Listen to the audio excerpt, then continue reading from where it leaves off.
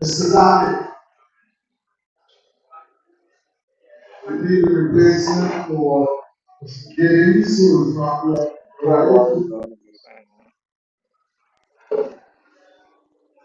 He was gonna get too busy.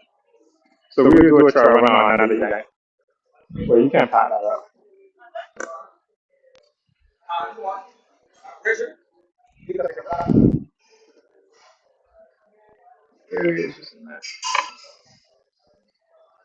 okay, the football Islamic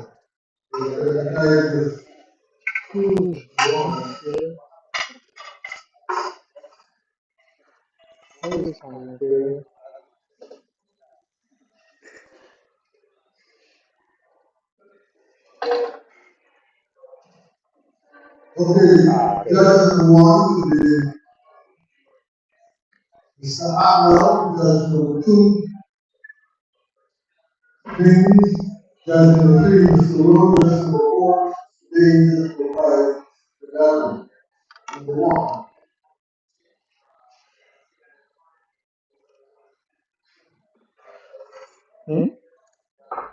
Okay, Just put it on one side. boxes to the ring. So yeah, you will sit there. Boxes for the first goal in this Saturday contest. Huh? Boxes to the ring. Oh, have my phone. Does I get one of these shirts? So this is magnetic. Oh, put this underneath. Shirts.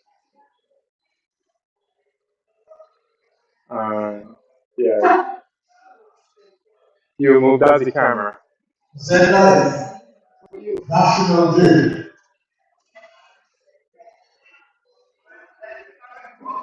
You on that side, Nazar?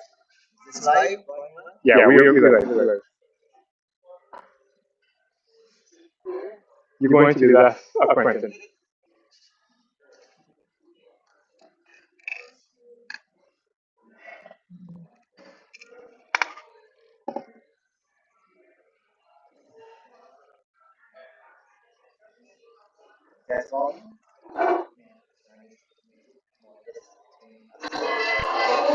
Yeah, I guess. This is a junior category. Saturday contest. These boxers will give us 3 2-minute rounds. So do you want them to move 3 or 2-minute rounds. Boxers, this is okay. Design move over this. representing the boxers for the first round of the evening. In the red corner, representing Zenlight, Aaron Ramos. It's gonna move. It's gonna move. Let's Harry will move it. Let's Harry will move it. Let's Harry will move it.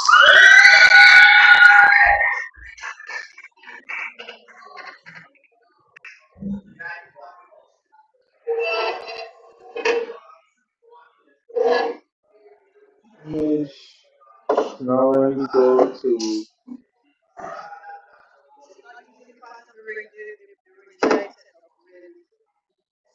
Yeah. Audio input. So that.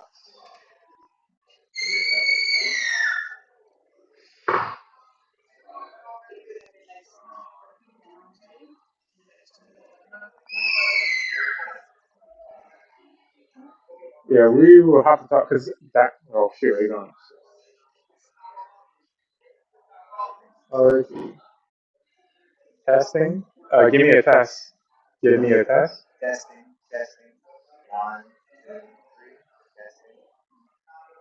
Audio copies. Monitor.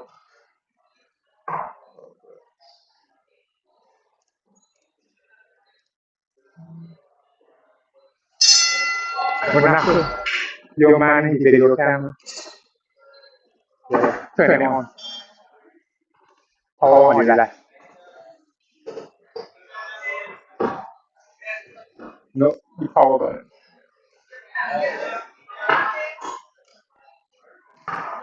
Best for you to move alone instead of you.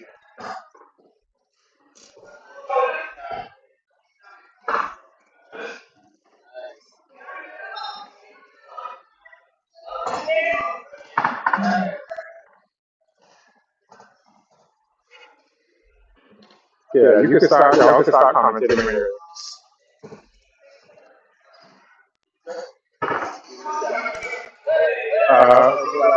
If anything, y'all can start with introductions.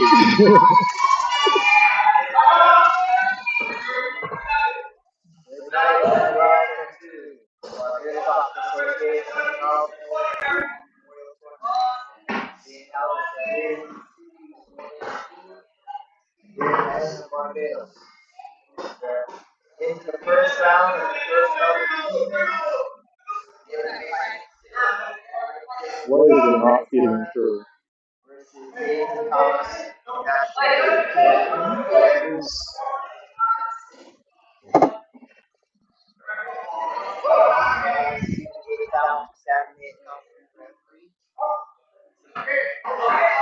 This is for.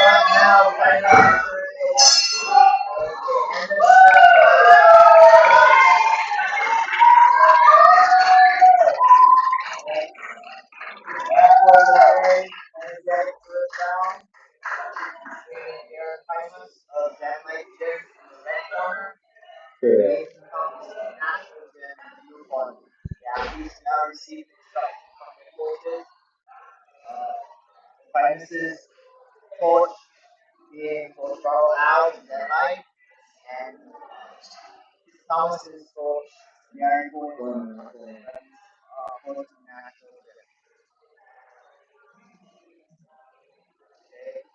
Based on the scoring and that standing account that I like to see, you will need to be active in that kind of go back and see even around. Where is this man?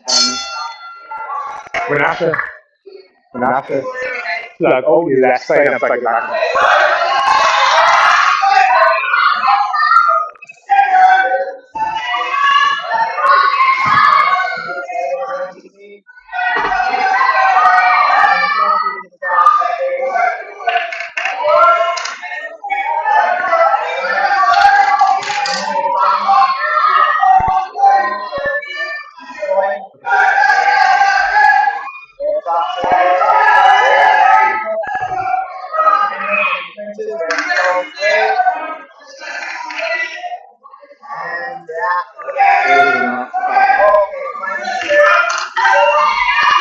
Vanessa, put your hand in the grip, and now pull it down, pull it down the switch. Yeah, flip it down, and now zoom the top finger.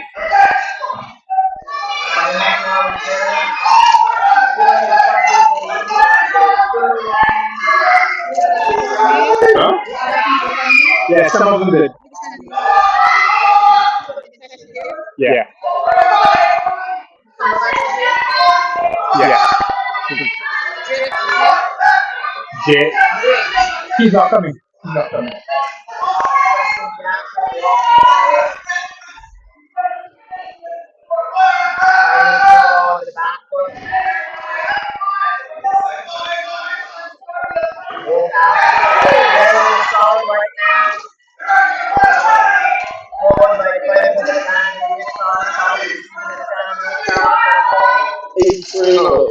Talk over. Yeah, don't worry. Yeah, Sean. And that is the end of the ball. Okay. Good return. Okay. That that 8 count that Primus was able to get on Thomas might have evened up the round. So by estimation, this is an even bout. So therefore, the third and final round will be the telling round of this fight. The athlete that can capture this round may very well be the winner of this bout. Remember, Thomas landed a standing 8 count to Primus in the first round. Primus returning the favor in the second round, scoring with a solid straight right and causing Thomas to receive the 8 count from Coach. David Strong. Third and final round of the bout. Aaron Primus in the red corner versus Nathan Thomas in the blue corner. And final round, right side, left side, this way, both of them are going to return for the first round, but this still going in the emergency last one, so both of them are going to return. Both of them are this way.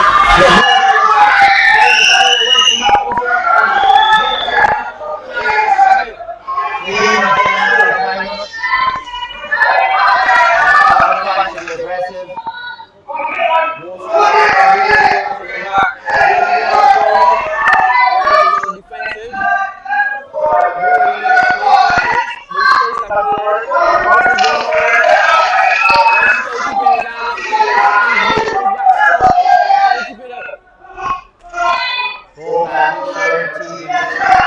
Your punch is not as clean, not as short as before.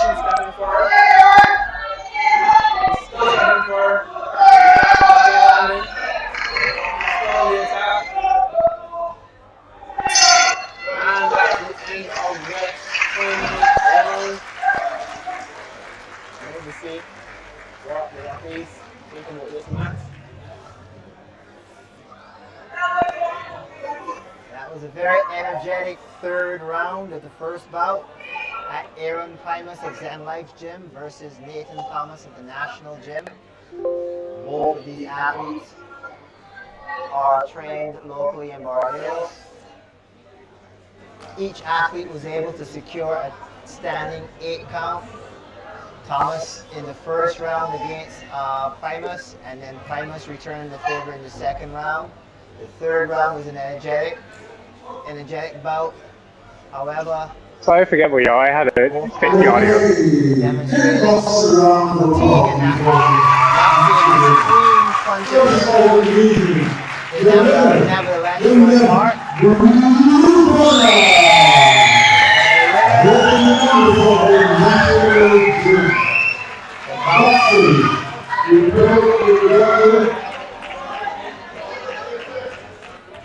Nathan Thomas of the National Team declared the winner of that bout.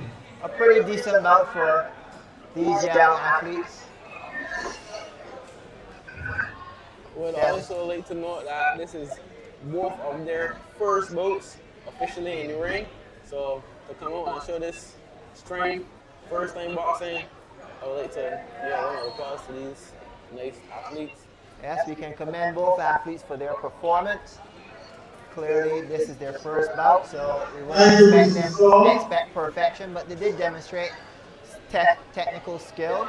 There were some clean punches being landed by both athletes. That straight right from Primus that created this circumstance for the 8 count in the second round Nathan against Nathan Thomas, and Nathan himself landing solid punch that caused referee David Strong to give an 8 count in the first round. So the third round was the telling round in this bout, and there we saw a bit more aggression coming out from Thomas in that round, and he was also working both the head and the body, working both levels and changing levels in his attack, which I think gave him a bit of an advantage in that situation against Primus. I need to know who this young man is so I can give note of who the commentators are, and then we can start having a conversation. Okay. Not into this. It's We're Carlton. ready for the second Yeah, y'all can bout. talk now. The officials in the ring. The Anderson Bay. Referee Anderson Bay. Judges. Mr. Starr, number 1. Judge number 2, Mr. Otter. Judge number 3, Mr. Dutton. Judge number 4, Mr. Wood. Judge number 5, Mr. Y'all can play rock, paper, scissors, so who go first? Starr, Otter, Judge, Wood, and Beans.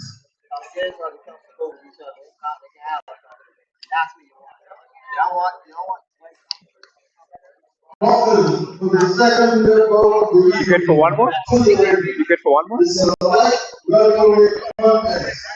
Only on the perimeter. You're not going out. 63 kilograms.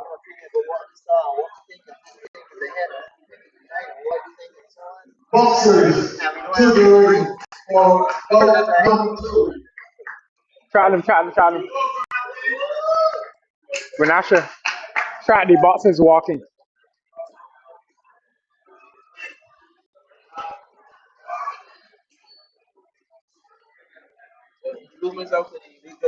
Boxers in to the ring.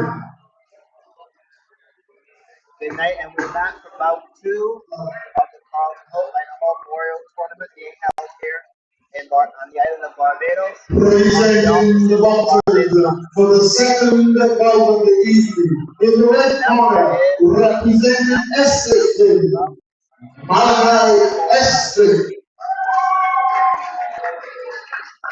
And his opponent in the blue corner, representing the Fairfield, Javon Grant.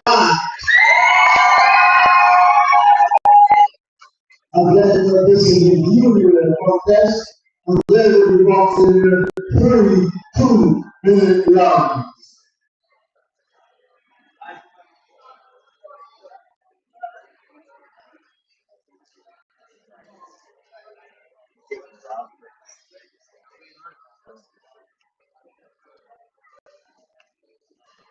Okay, we're in bout 2 of the evening with the commentators tonight being Quinton and Desiree Nurse. Desiree is also an active boxer.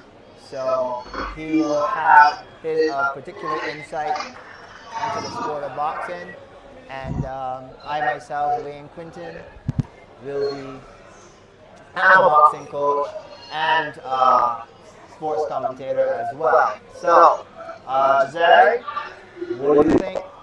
Are you familiar with these two athletes, and what can we expect? Just the asking question. I know the one on the left so far, and he like to keep the distance. And I haven't saw much of the red corner yet, obviously, but he probably could tell that blue is tonight, but we'll see how this match goes. Okay, Jaquan Eswick in the blue corner from Four Hills Gym versus Malachi Eswick from Eswick Gym in the red corner. That's Jaquan Grant from Four Hills Gym in the blue corner versus Malachi Eswick of Eswick Gym. He's in the red corner. The bout has started. Started with some stiff shots. I don't know if he can maintain it throughout these 3 rounds tonight. Both athletes are fighting in the southpaw stance, which is not very common to see in the ring. Right turn, training distance. That's it. Working on the ropes. Okay. But still maintaining distance. Grant, the taller of the two fighters, he's standing more upright, working using his distance techniques. Ashwick trying to use his head movement to get in. But also Quinta at the same time using his Eswick, a his smaller movement on his athlete, feet. interestingly enough, saw more of a slapping punch coming from Eswick. Not caught by the referee, not called. It's interesting he using his head out because normally the taller opponent uses his distance. That's interesting. And he loses his And he head. pays the price as a result. Grant going in close and got clipped by Eswick on his way in. Ashwick in the right turn now. Ooh, that's too close to that move. Not sure why Eswick would have turned away and walked away after that exchange. He landed two punches. They may have hit the glove and not directly to the face, but nevertheless he had Grant off balance. And for some reason he Grant choking himself up in there and looked like a bit of a headbutt collision head to chest there as he went in.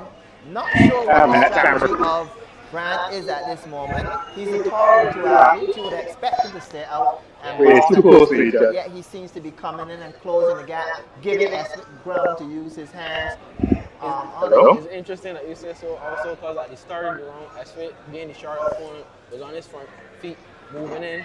However, we see towards the end of the round, he on his back, going backwards, trying to get out of that range from Jaquan.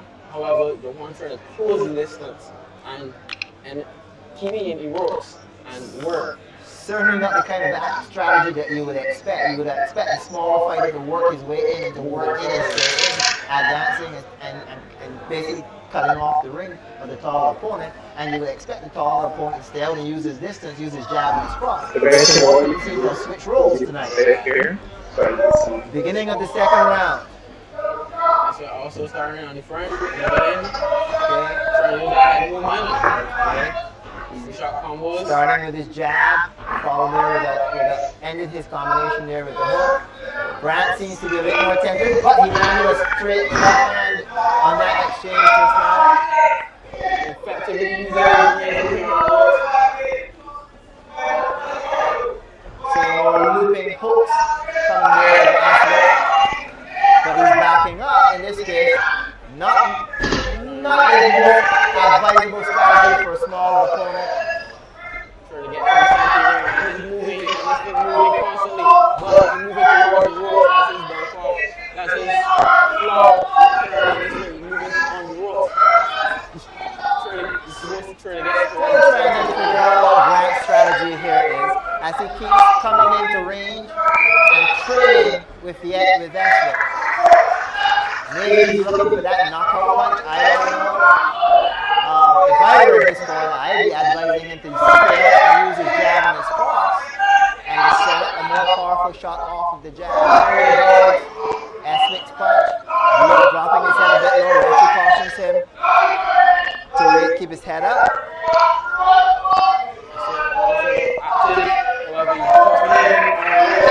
Fighting off his back foot. He's backing up as he fights. Fighting off the back foot against the taller opponent.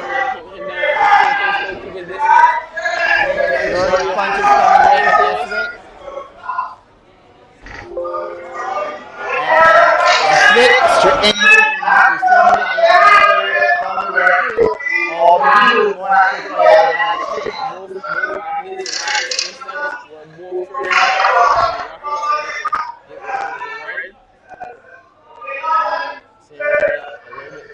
all the time. Just to check on the optics to make sure.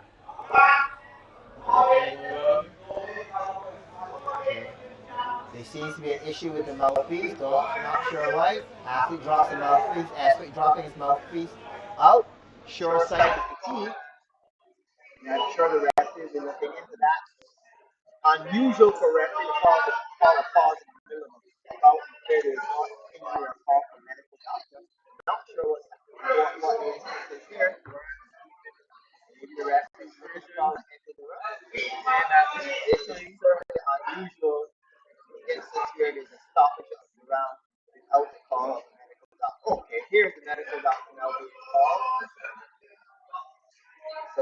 likely to Very, get very high possibility that the Zoom referee in. might We're not sure. call an end to this Zoom bout in. since Zoom in. doctor Zoom in. has been called to check. Not sure exactly what the issue is where Eswick is concerned. We saw him dropping his mouthpiece out, which his coach had to wash out. However, Bryant showing that he's still in this fight. He still wants this fight to continue. Yes, Grant seems Point. eager to resume the bout, but I am concerned with the procedure here in terms of the way in which the bout was We're stopped not by sure. the referee.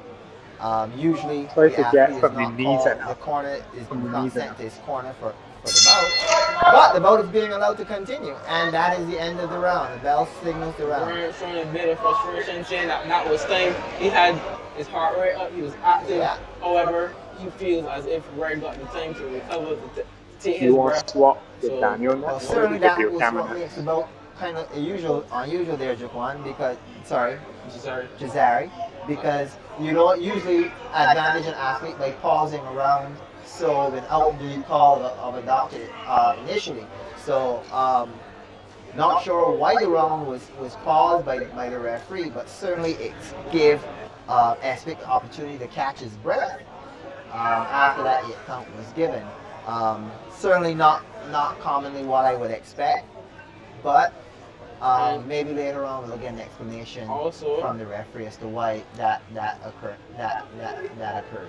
also recognize that Eswit and Grant had a bit of a stare down, meaning Red's still in this fight, even though the doctor needs to check up and whatnot, but Red's still showing that he's in this fight and he ain't out yet.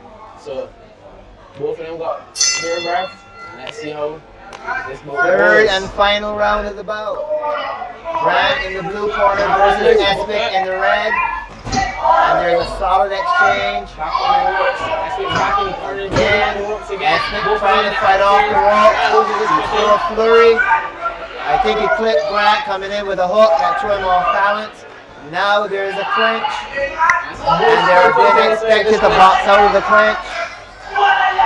Again, not quite sure of the strategy of Grant here, why he would want to trade against a shorter Eswick when he has the advantage of reach.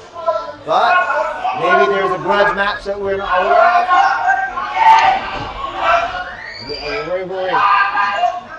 Grant. Again, athletes are in the clinch, Into the body. and they're trying to work out from the clinch. Referee's allowing them to work out of the clinch. And there's a call for a break. Eswick's back to Grant at one point. Sure sign of fatigue. Oh, and he throws. Eswick landed a 1-2. Not quite clean, but it didn't find a mark. So a bit of fatigue, hands down. Very comfortable in the ring. Hands back up. Still moving forward. Eswick moving in the ropes. Eswick backing up and putting themselves on the rope constantly. But Grant not taking advantage of the opportunity. And there's a flurry again from Eswick. If he could tighten up on that hook, I think he could get a solid shot on Grant. That might give him an 8 count, but he's looping his hooks. Not really securing his positioning on his shot. He's not picking his shot as well as he could. Not following that stance. I'm putting his body behind the punches, the same kind of movement, but is he following behind his sloping punch, as the game says. And time. End of the third round. And there's the stare down. Excuse me. Grant staring Eswick down face to face. Seems to be, and this must have been a grudge match of sorts, because the athletes chose to go toe to toe more so than to show the technical skill of the boxing, particularly in that third and final round. If it wasn't a grudge match then, it's a grudge match now. So let me see how the referees score this vote. Okay, based on what you saw, how would you figure the can call go for Danny. this? Honestly, both athletes not getting used both for their strength. Grant, as you said, was closing distance and muffling his shots, basically not using his reach. And Eswick on his back foot countering.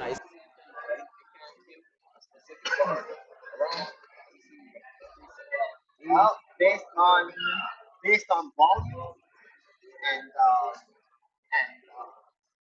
aggressiveness, I would tend to give the edge to Esmond in the red corner. Okay, ladies and gentlemen, we have a winner in the blue corner. The amount of 400. Grant given the win. Boxer. I called it wrong in this instance. I said I would have given the edge to Eswick, but Grant was given that bout. I guess the referee saw something I didn't see. Sorry. Yeah, I would say sorry. The judges, not the referee. Only one referee involved. The judges think they called it. Vanessa, you want to take a break? Huh? Water. Daniel, try to get some water for Vanessa. Water for Vanessa. Alright, we're Huh? moving smoothly and swiftly along. Just ask. I don't. Listen thanks to our sponsors, the Barbados Olympic Association, the National Sports Council, and the best bargains. Quite often, The they tend to go Barbados Show, below the level, also or just to below that separate. level, which They have not really is personally and it is a foul, and it is a foul. given Or us some they had sponsorship like for that tonight. We're ready quite for the third round which of shows the evening as we continue to shows a bit of juniors. trepidation in terms of meeting The referee, punches. Mr. It Kadagan, implied to me that he was afraid that Mr. as many punches Kadagan, were happening to the him referee. that he felt Judge number going to my one, north, going below chest level. Steve, number two, Mr. Day, number three, Mr. Strong, number four, Mr. Akram, and number five, Mr. Rowe. Me, Dave, Strong, Akram, and Rowe. Boxers, to the ring. And he won that second bout against Malachi Ashley of the kudos to both boxers. They had Boxers for the third round from the same line team and the forehead team.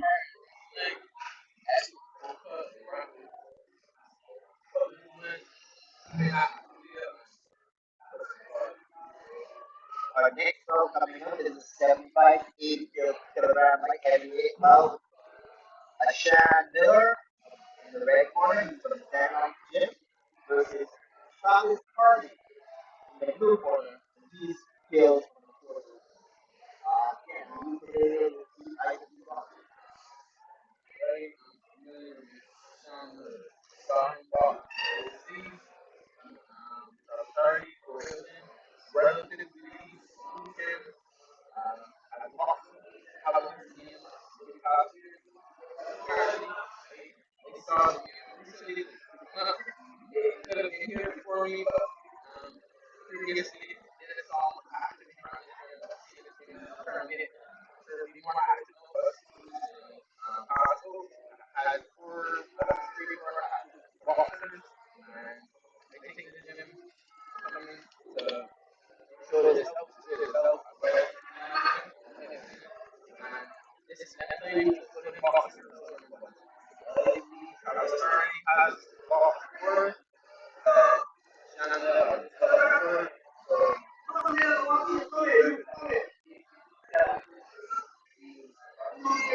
Daniel, can you get me some water? Because this thing.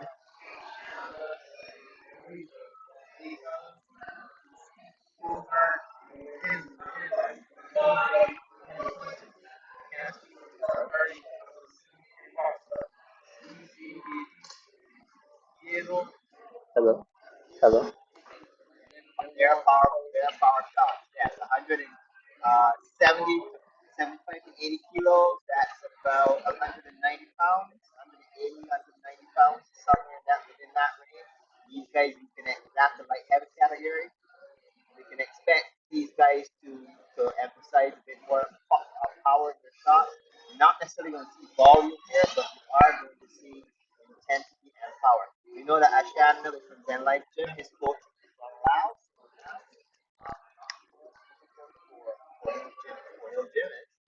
I'm not sure if you're familiar with Desire. not That's familiar. you. Oh, That's you. Oh, that's Coach Frederick Field. It's coach of Royal Gym, and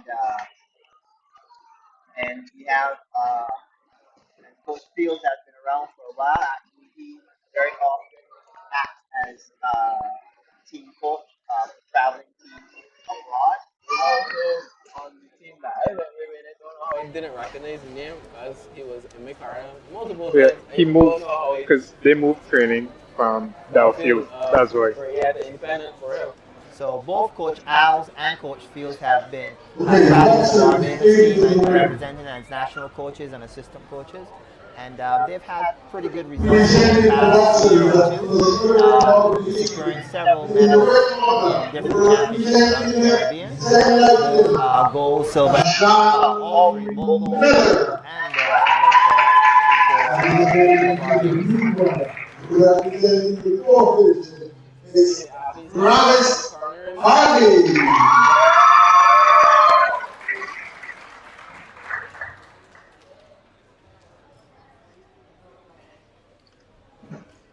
Okay, ring announcer announcing the bouts. Oh, Blue corner obviously being the taller opponent. Sean Miller being the shorter opponent. Sean Miller being accustomed as the short opponent. We gotta see how he approaches this fight. And we have to see how if Blue is able to effectively maintain his distance and use his range, or if he chooses to close the distance and use those hands. Okay, referee for this bout is Jason Cadogan. Jason is a veteran referee, now one of the more senior referees of the Barbados Boxing Association. We have, again in the red corner, Ashan Miller from Zen Life Gym, and blue corner, Travis Hardy from the Four Hill Gym.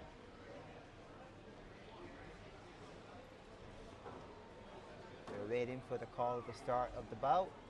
Both athletes standing and ready, and there's the bell. First round. Miller initiating with the jab. He's in a full guard, hands up.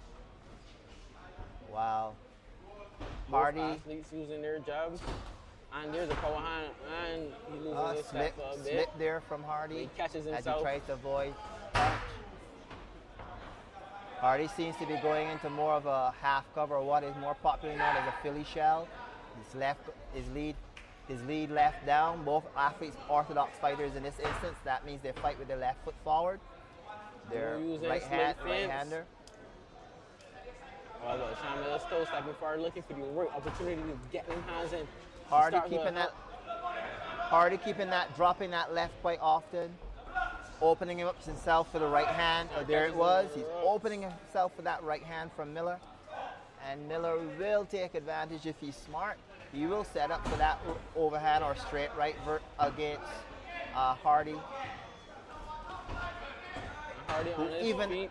Even on his exchange, Hardy is dropping that left after his punch, making himself susceptible to that right hand. If I were his coach, returning after this first round, I would be advising my athlete to set up that straight right against Miller.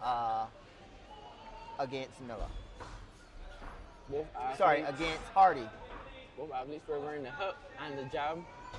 Assuming later on when things get rough, they'll start to introduce the right hand more or close the distance. Miller pressuring forward, putting Hardy into the corner, and there it is, that right hand. Not using his short reach effectively. And oh, nice there he lands the jab. Straight through. Okay, clean jab from Miller against Hardy, and he went for that right hand, right hook. Hardy has the right idea, I think, in terms of selecting where he wants to go with his shots, but he's not controlling the distance as well as he should. So he is closing off the ring. He's cutting the ring off,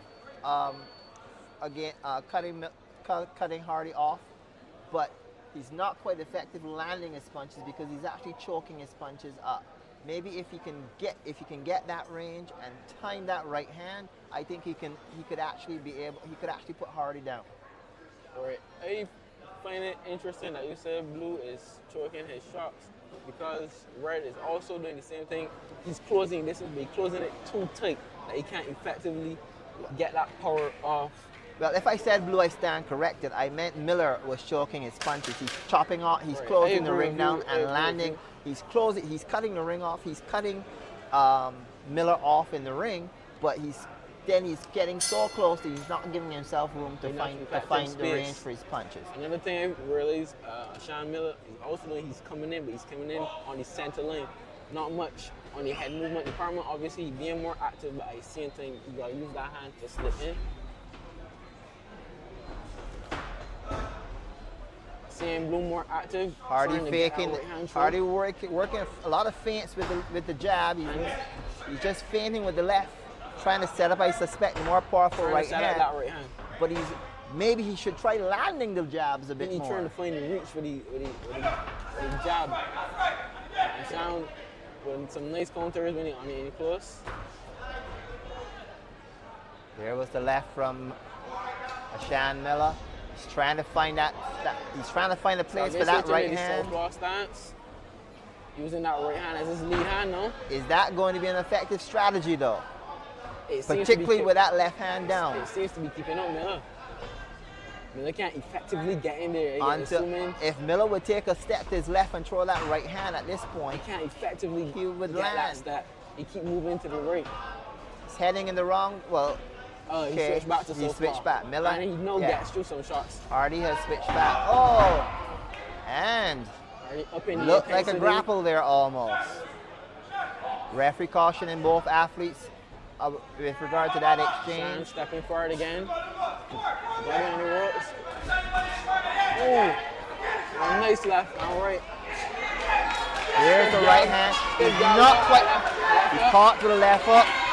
He's choking himself up for that right hand. If Miller would just relax a little bit more before he throws that right hand, he would put Hardy, I am sure, onto the canvas. He needs to be more patient with that right hand. Hardy at the same time trying to survive, trying to keep a shine out, but we say he can't effectively keep him up with that jab and he's trying to feint, and that is the end of this second round.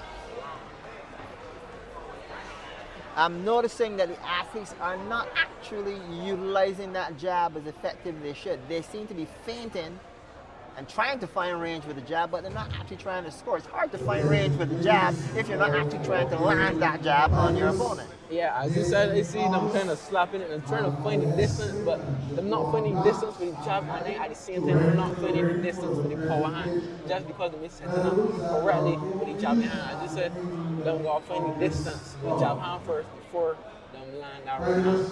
Yes. They are light heavyweights, they are power punchers, but there is some merit in being able to work and develop a good jab. Yeah. I think a lot of these heavy athletes more so depend on the slugging than the technical jab. You see it a lot. Third and final round of the bout. Sean Miller, red corner from Zen Life Gym versus Travis Hardy in the blue corner from the Four Hill Gym. We are at the Carlton Lionel Memorial Tournament here in Barbados, being held under the auspices of the Barbados Boxing Association. So we're just trying to keep that distance and keep Sean off him, but Sean keeps walking him down. Hardy landed a right hand, but he was pulling out as he threw that right hand, so it didn't have quite the effect that one would feints, trying everything to keep Sean out. Miller clipped him with the left jab. Opening with that left hook. Okay. There's the right hand. Travis showing a bit. Miller landed the right hand in the previous exchange. Not as solid, trying to counter but that right hand. He has the right idea. There he lands that right. More of a hooking right hand against Hardy. I think both athletes trying to set up that right hand. You see Sean loading the right hand as he steps back. Yes, but Miller is keeping his guard up both sides, so it's more likely that Hardy. He's running towards the corners. Very likely that Hardy will land on the glove, but Sean choking up again his shots. Hardy keeps dropping that left and opening up his chin. You know what? Hardy. Hardy had the advantage of Sean on the ropes, but he decides to step back. Okay. It is becoming a bit more of a slugfest as the athletes are fatigued. We know the larger athletes, because of muscle mass, the muscles tend to fatigue faster, and so they become more tired. So they're slowing down on their punches right now and trying to load up for that one shot that will do the trick. Sancho trying to show his technicality. End of the round. And that was the third and final round of the bout. Ashan Miller from Zen Life Gym in the red corner versus Travis Hardy of Fort Hill Gym in the blue corner. Do you wish to give a prediction here? I would like to say, based off results, I would say the results favor red corner Ashan Miller, seeing that he was on that front foot coming forward, looking for those shots and trying to get those shots in. I can't say if the shots was that effective, but I could see the ring generalship. He leading the counters, leading the bars. Well, I would concur with you in that regard.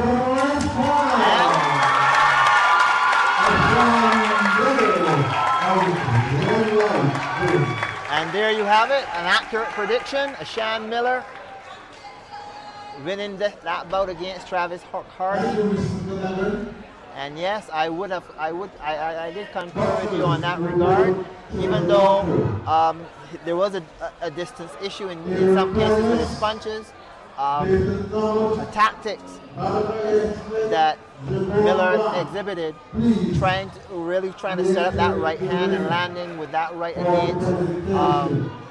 against Hardy, who was kept his vest down and low, made it really easy for him to secure that right, to land the right hand. Not as clean punch, that right didn't quite land as squarely or as cleanly as I would like to have seen, but it still managed to find its place and did have some effect. I would like to say that while Ashan was leading the interactions and Hardy was on the back foot, as a tall opponent, you want to be on that back foot, but you want to be effective with your shots. You want to use your reach and consistently move. But as we saw, Miller was, as we saw previously, he was also moving towards the ropes, and Ashan was looking for that opportunity to come in, but he was choking on himself in those interactions on the ropes. Blue, obviously being a tall opponent, using his feet to get out the interaction, to keep the distance, but he wasn't doing it effectively. Obviously, he had combinations trying to load it with right hand, he wasn't doing it effectively. If only he had a stiffer jab to use to set up that right hand, I believe he could or possibly counter Ashan Miller, because we didn't see much head movement from Ashan Miller, even though he was more active moving forward, trying to engage, trying to start those interactions, trying to start the boxing. Okay, so we're on to the first level of presentations for those first three bouts. Quick recap there. Nathan Thomas was the winner of the first bout. He defeated Aaron Primus in a points decision. I believe a unanimous. I suspect a unanimous decision in that instance. Nathan Thomas winning that first bout versus Aaron Primus. The second bout, we had Jaquan Grant. He was Fort Hills Gym against Malachi Espic from Espic Gym. Jaquan Grant winning that bout.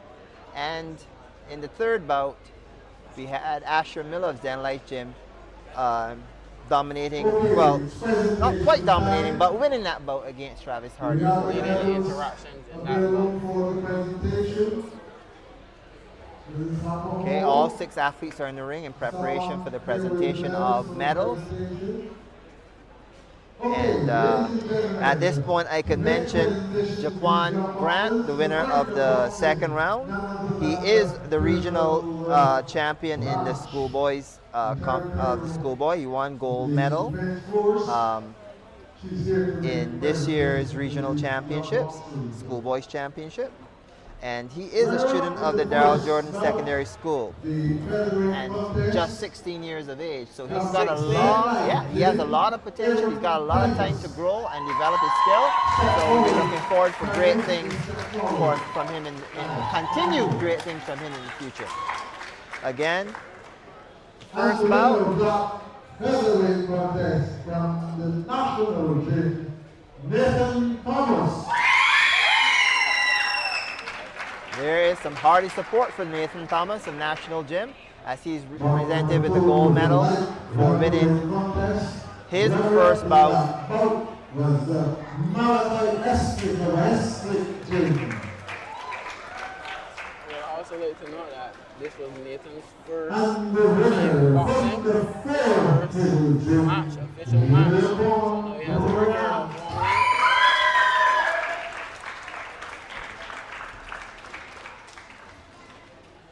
Okay, and there's Jaquan Grant receiving the gold medal. This brings his record now up to 4-4, 4 wins, 4 losses. And as we said, he's a gold medalist in a regional schoolboy and schoolgirl championship that was held earlier this year. From the Zero Gym,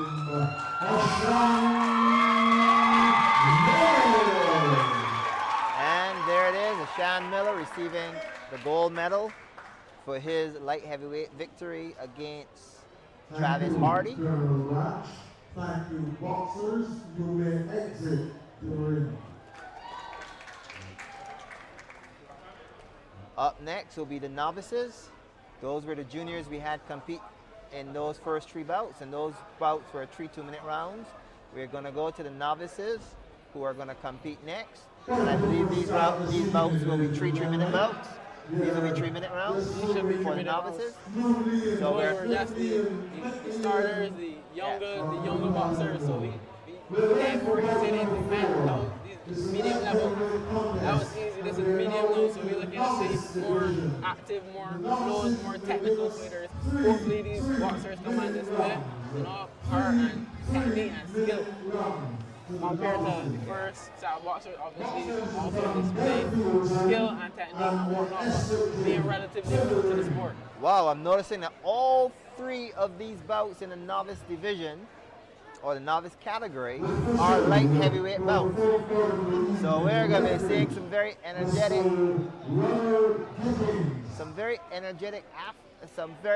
energetic bouts in terms of power output.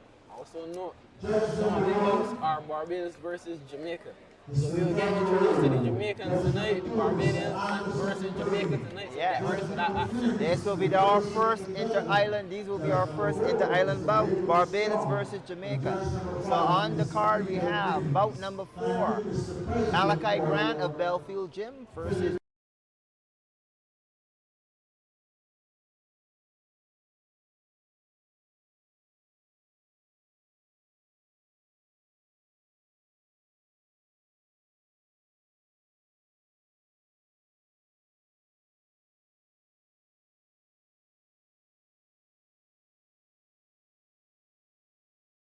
Barbados.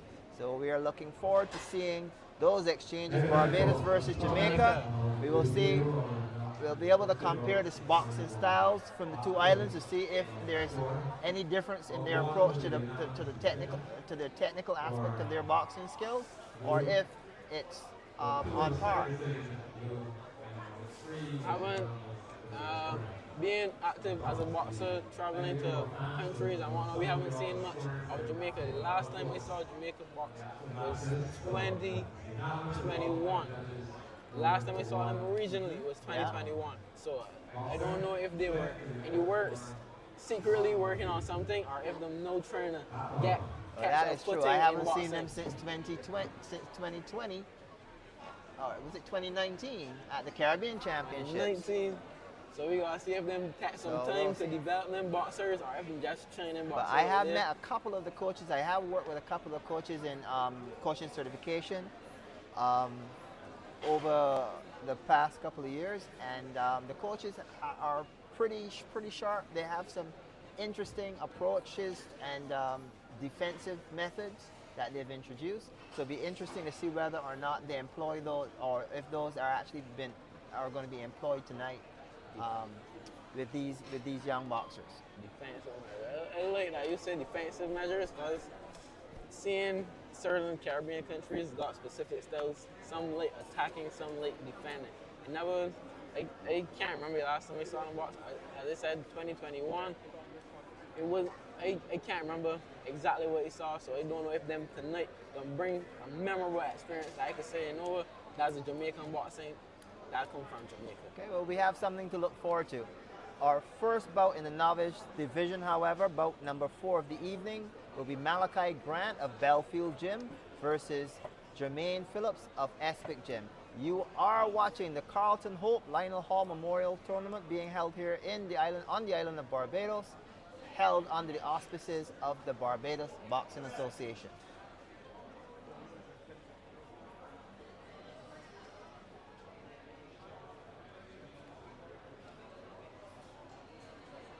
Okay, Jazari, tell me a bit about your boxing experience while we are waiting the call of the next bout. My boxing experience ain't really much to note. I just fight at 54 to 57 kgs.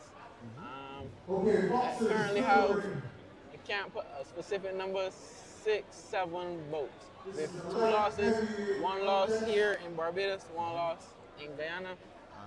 And I started boxing in 2020, late 2019, early 2020. COVID, I was introduced during COVID to the boxing. My first introduction to boxing was primary school. However, I wasn't consistent, you know, being a child, running about the place, wasn't really that much interested in the sport. However, later on, 2020 COVID, at home, I got some time on my hands.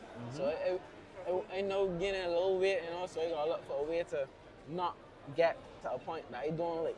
So I reached out to one of my friends from school, another boxer, Dave Richards, unfortunately not fighting tonight.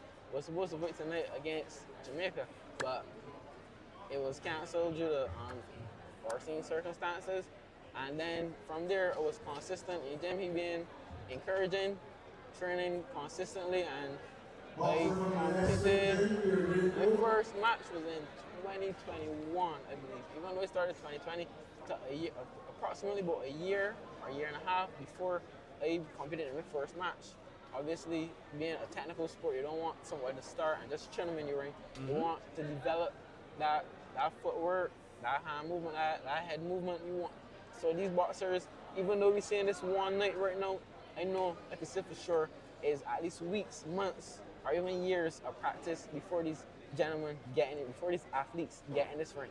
Okay, and so that's what we would want to caution athletes and persons interested in getting into the sport at a competitive level, that they want to be prepared before they step into that ring. Foundation. Very often you have athletes stepping into the ring with just a couple of months or a couple of weeks of practice, and they really haven't laid a good foundation or technical skill, and then they have an unpleasant experience in the ring that might deter them or demotivate them from stepping into the ring again. We want to avoid that. I would say a lot of them have hard work when it comes to just stepping in the ring. You know, they think tough boxing, I can come and get hurt, but this is a technical sport. This ain't just hands pelt. So if this foundation not solid, when them get in the ring, it will show. Because experienced athlete versus a not experienced athlete, it will show. Even though you have the heart, you don't have the practice, the technique, you haven't trained your body, you haven't trained your brain consciously and subconsciously to keep in there to do what you're supposed to do. Exactly, because when everybody's got a plan until they get hit hard. Everybody's got a plan, because you would get famous hit hard. words of Mike Tyson. You imagining you world champion, all that. You get hit hard, you ask yourself, wait, this here ready for me? So if you got a solid foundation, or you don't got to answer yourself one of them questions. So the announcer is announcing the athletes for this, the fourth bout, sorry. These are novices, and they're boxing 3-minute rounds. So we open it from 2 minutes to 2 minutes, so we like see a little bit more activity, or we like see a little bit more fatigue based off these boxers training. Okay, so what is for the novice category? Is it a maximum of 3 bouts, is it? Every amateur boxing in general has a maximum of 3 rounds each. However, based off age and experience, younger or less experienced boxers will fight 2-minute rounds. But in terms of the category going the novice versus the elite or open boxer, there's a certain number of bouts you must have completed before you can be transitioned from one to the next. Yeah. It's a technical sport. Is it 4? I believe it. 5. Barbados 5. 5 bouts as a novice before you. 5 bouts as a novice before you can transition to the elite or open category. So you can take off that headgear. Okay. Yes, and we can note that the athletes are boxing with headgear, which is intended to increase the safety and protection of the athlete. In this 4th bout, we have Malachi Grant of Belfield Gym. He's in the red corner versus Jermaine Phillips of Espic Gym. He's in the blue corner.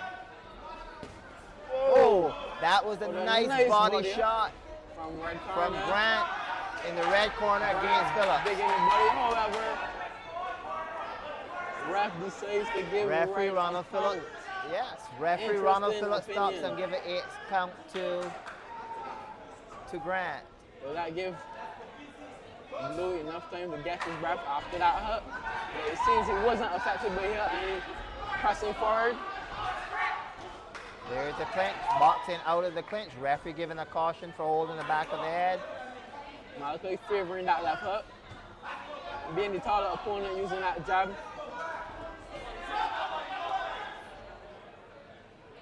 Grant in the red, Phillips in the blue. Punches up. And there's that body shot again. Grant digging. He's working, trying to work that liver. Working. Oh! And there was a clean left from Hardy. Sorry, from Phillips. Phillips landing a clean left hook against Malachi Grant. That's the second 8 count. If there's a third 8 count, the match will be stopped. Jermaine up in the intensity. And the referee calling an end to the round. I believe that's an interesting point, seeing that Red was being defensive. I don't think much shots were getting specifically through, but referee Ronald Phillip erring on the side of caution there and calling an end to the 4th bout of the evening, giving the win to Malachi Grant. To Jermaine Phillips in the blue corner. In the 1st round. Versus Malachi Grant. Grant receiving 2 standing 8 counts before referee Ronald Phillip bringing an end to that bout. Very interesting call from the refs, because these boxers come to show their heart tonight, so these results could very well effectively have impact on these boxers if they continue sport, if they decide to continue sport, or if they continue training.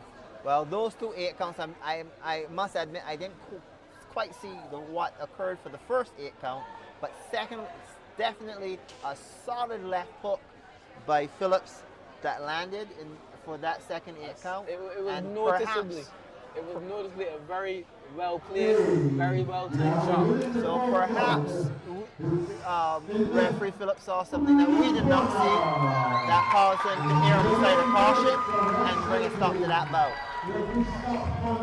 2 minutes, 3 seconds, the first round. That first round ending in 2 minutes and 3 seconds. Okay. Certainly not the outcome that Grant would have wanted.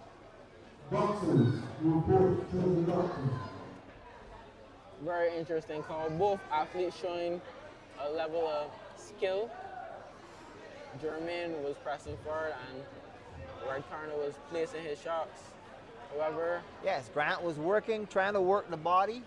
He landed an effective left shovel hook to the liver, and he was certainly trying to build on that during the bout, but he got caught and being caught by Grant. We're ready for bout number 5. Unfortunately, the outcome did not go in his favor. Referee, Jason Cadetti. Okay. Coming up, bout number 5. This is our first inter-island bout, Jamaica versus Barbados.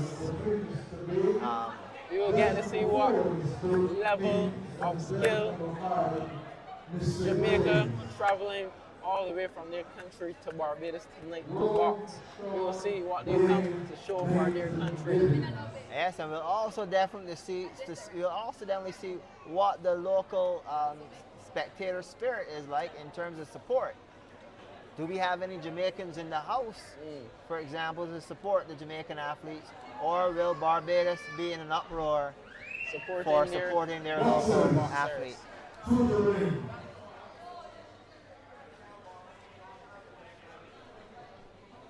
Okay, we are waiting bout number 5 of the evening, Barbados versus Jamaica. We'll be able to give you the names of those athletes shortly.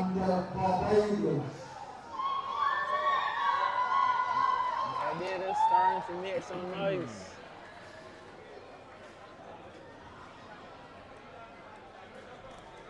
So from here we can see the Jamaican entering to the ring, being cornered by Coach Cassells, it looks like.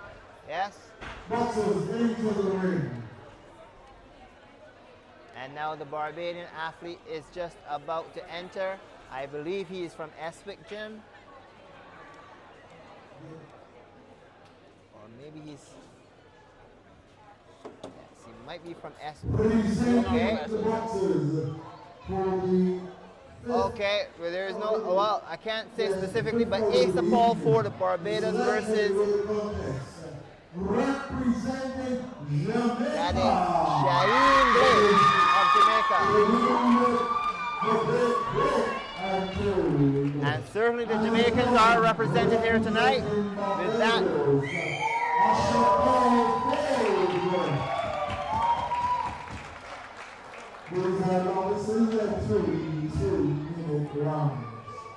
Okay, this is a light heavyweight bout, 61 to 71 kgs. This is in a novice category.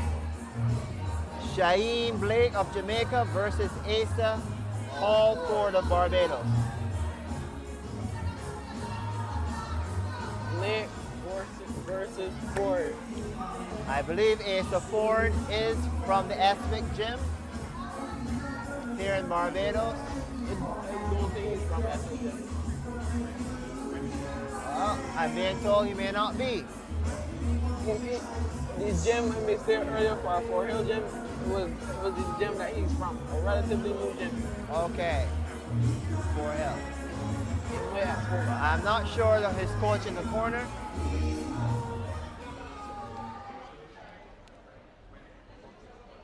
But we are preparing for this, the 5th, and there's the beginning, the bell for the 5th bout of the evening. Jamaica versus Barbados. Blake being in a southpaw stance. However, both athletes on their feet moving, active.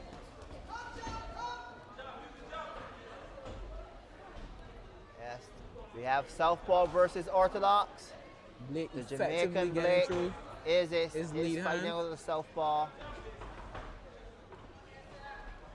Asa Paul Ford, he is the orthodox.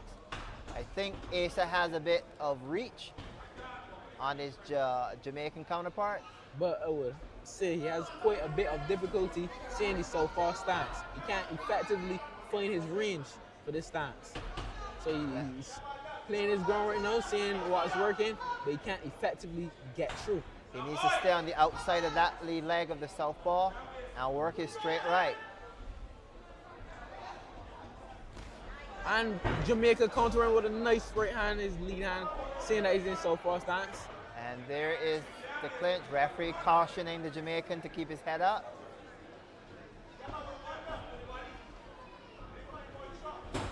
There's a 1-2. Jamaica seeming to favoring countering as opposed to leading.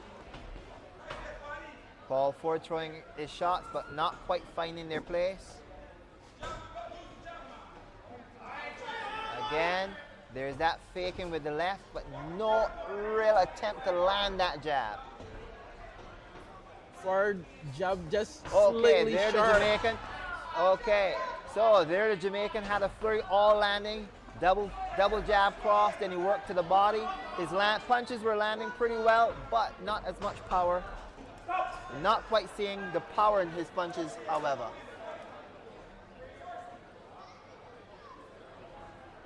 Referee calling a pause in the bout. Okay, having the shoes of the Jamaican secured. It seems coach took that time to give a bit of instruction to his boxer. Okay. Jamaica no leading the interaction, but Jamaican is sure with his shots. He's putting his punches together, working upstairs and downstairs. There's a lot of activity, but he isn't placing his body behind those shots. He's moving his hand. He's landing, but not powerful. Those punches lack power. They are landing, but basically he is throwing jabs with his hands at this point. So there are, but in that case, that right hand he threw was pretty effective. Hands down, head moving, and counter. Not sure what Mr. Ford is doing with his hands there, swinging side to side with his hands. Sign of confidence. Maybe he's trying to give the impression that he is not hurt or fazed by the Jamaicans' efforts to land. Both of them in this instance.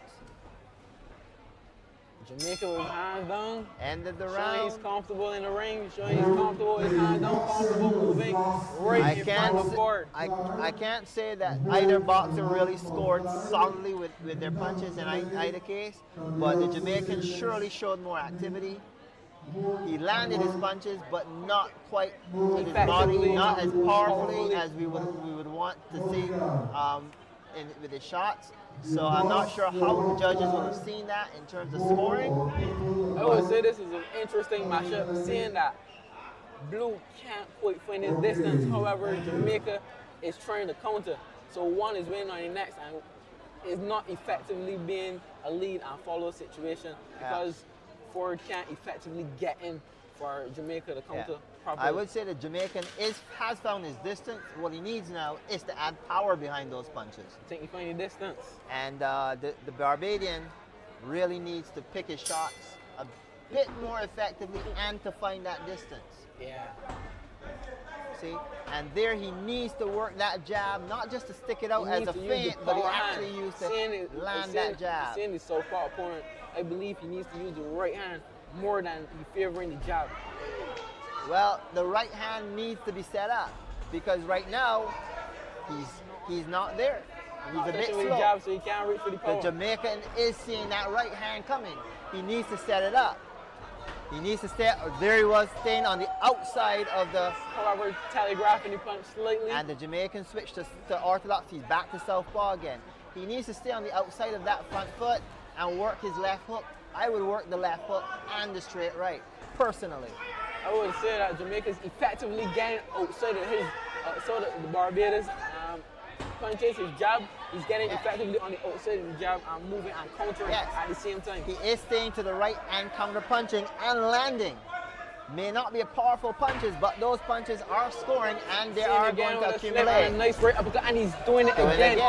Staying on the outside of the left, staying on the outside of the jab, away from from Ford's power hand, and working with that counter, with his counter punch. Sometimes a right hook, sometimes the straight left. There he is, starting with his left again. He seems to have a good strategy. Walking him down. Yeah.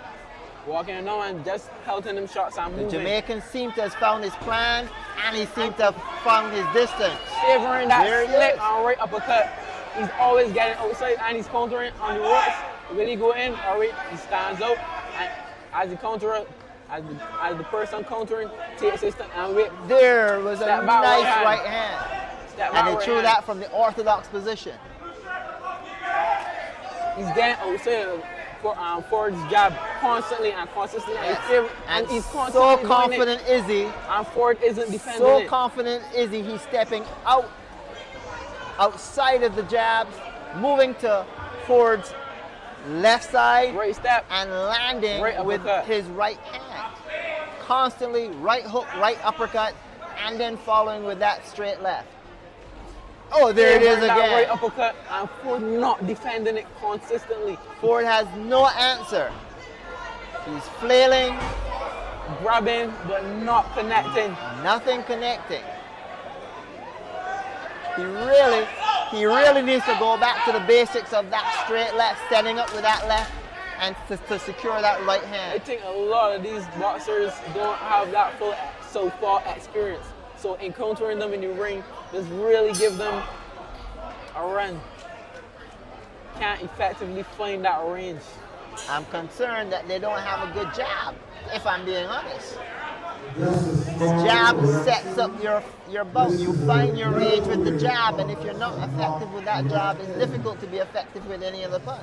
But seeing that the opponent is a southpaw, the jab will for sure be if it isn't properly trained, the jab will show weakness. Seeing that his opponent is southpaw. Yes, but the same disadvantage he has, the southpaw has. The answer to the southpaw is the straight right. The answer to the orthodox Is for the the straight southpaw right. is the straight left. So we see the Jamaican doing that effectively. Not only is he using the left effectively, but he's been able to slip and throw the right hook and the right uppercut, Consistently. which is what we would expect Ford to do in return as the answer. But it seems that the Jamaican has found the answer, but the Ford- Barbadian has Ford not. updated. Let's see if he can bring it back in this final round. Let me see if he finally find the distance. Finally find that jab connecting and still He has an athlete who is constantly moving to his left. He should be throwing that left hook and straight right. Let him run into the left hook and then proc him with a straight right. But he's not throwing that left hand, not effectively, and not using the left hook. and we seeing that Jamaica is effectively able to get out of that lead hand consistently. There is the Stepping back and first. countering. That was the first decent combination I've seen coming from the Bajan in terms of the jab followed by the hook and then the straight right. Not quite all landing, but it did throw the Jamaican off. There should be. Oh, there he is. Right uppercut. It didn't connect fully, But we the see- left hand pushed him down. So I think the referee isn't going to call as a result of his left. There he is slapping, getting caution for slapping with the left. It's the first time I see Ford his right hand effectively touch the Jamaican. He came under. He needs to repeat that exercise. Right uppercut, left hook, followed by the cross, He maybe. keep getting caught. He's trying to get in, but he keep getting caught. Yeah. So he can't effectively. He keeps use going, his combinations. but he keeps going to the right against the southpaw when he should be moving to his left. Exactly. I agree.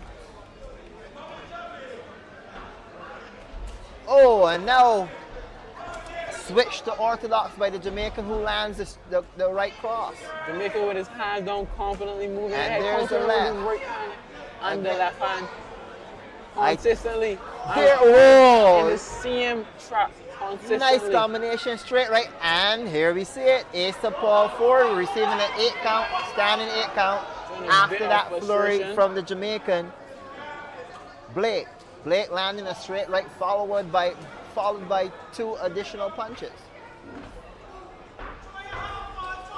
There it is again. Favoring that 1-2 combination. Blake is just picking his shots and landing at will at this point. Step into his. Seems that right Ford side, has no left answer. side. I'm favoring that right hand. The question is, was he aware that his opponent was a southpaw, and did he prepare his training to deal with a southpaw? That would be my query at this point. But you can't train for a southpaw against an orthodox person. And Jamaica with a right hand standing forward on the rope, but Ford still stepping forward, but swinging hands, not There it effectively is. finding that distance. Jamaican landing with the right again. And there's the right Countering left. with a right hand consistently. Okay, and that I believe is the final bell for the bout. End of round 3. The Jamaican showing an impressive performance here. Not a very powerful puncher in my opinion, but he is sure with his punches, very strategic in his use of his technique. Very strategic with his shots, his placement, and his head movement and moving around the ring. We see him consistently using the counters that are effectively against Ford. We see him keep using what is working, and Ford wasn't updating his ring generalship. And we see Jamaica took advantage of Ford not blocking, not guarding, or not moving in the right direction. The Jamaican certainly continuing to counter by circling to his right toward the left side and weaker side of Asa Paul Ford and landing his right hook and right uppercut consistently. And Ford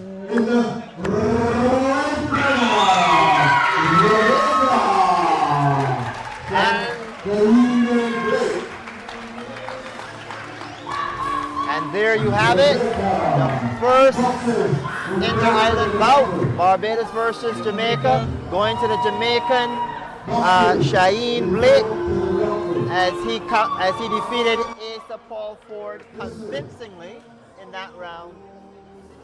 That 67 to 71 kg light heavyweight bout. Bout number 5 of the evening, Shaheen Blake of Jamaica versus Asa Paul Ford of Barbados.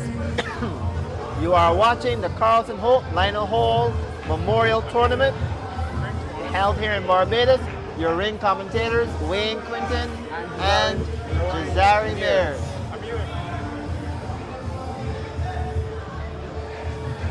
Okay. I would say based off that match, I could tell who had more experience. I think everyone would be able to tell who had more experience. You see Jamaica being comfortable in ring, hands down, head moving, countering consistently, and for not being able, not accustomed, not used, not it's something new for him. No, the Jamaican's hands were only down after he figured his opponent out. And he was confident that his opponent was not a threat. Okay. So my question and concern was initially, was Ford aware of his opponent before the bout, and was he aware that his opponent was a southpaw and therefore prepared to fight against a southpaw? Because I didn't get the impression of what I've seen that he was prepared for southpaw at all. Because he kept going to the power side of the southpaw. I would say he wasn't prepared, or he wasn't experienced fighting a southpaw. You can see based off the foot movement and decided shots that he wasn't accustomed. Yeah. I would concur with that opinion. Even letting him, even given that he was a southpaw, he let him confidently let his hands down. At that point, footwork, you gotta get in there, basically. Well, it's not a bad showing. He made it to the end of the round. He did throw some relatively decent shots. There was one combination I thought that gave me hope in the second round, where he went with a 1-3-2 combination. Yeah. I thought I would have seen more of that. It seemed he wasn't in that round, but I wasn't. Yes, he didn't seem to be able to keep pace with the Jamaican. Okay. Up next will be bout number 6 of the evening. It is again another light heavyweight bout. Interestingly enough, 75 to 81 kgs. Teron Rose Green of Jamaica versus LaShawn Codrington of Barbados. Another Jamaica versus Barbados fight. Let's see if Barbados. Are you familiar with Green? Sorry, of Green or Codrington? I have seen Codrington box before. I think this would be his second bout. His first bout he won. Relatively new boxer, but active in the ring. He's actively training and actively participating on the boxing cards. Once again, it's Jamaica versus Barbados. In the red corner, representing Jamaica, the Green.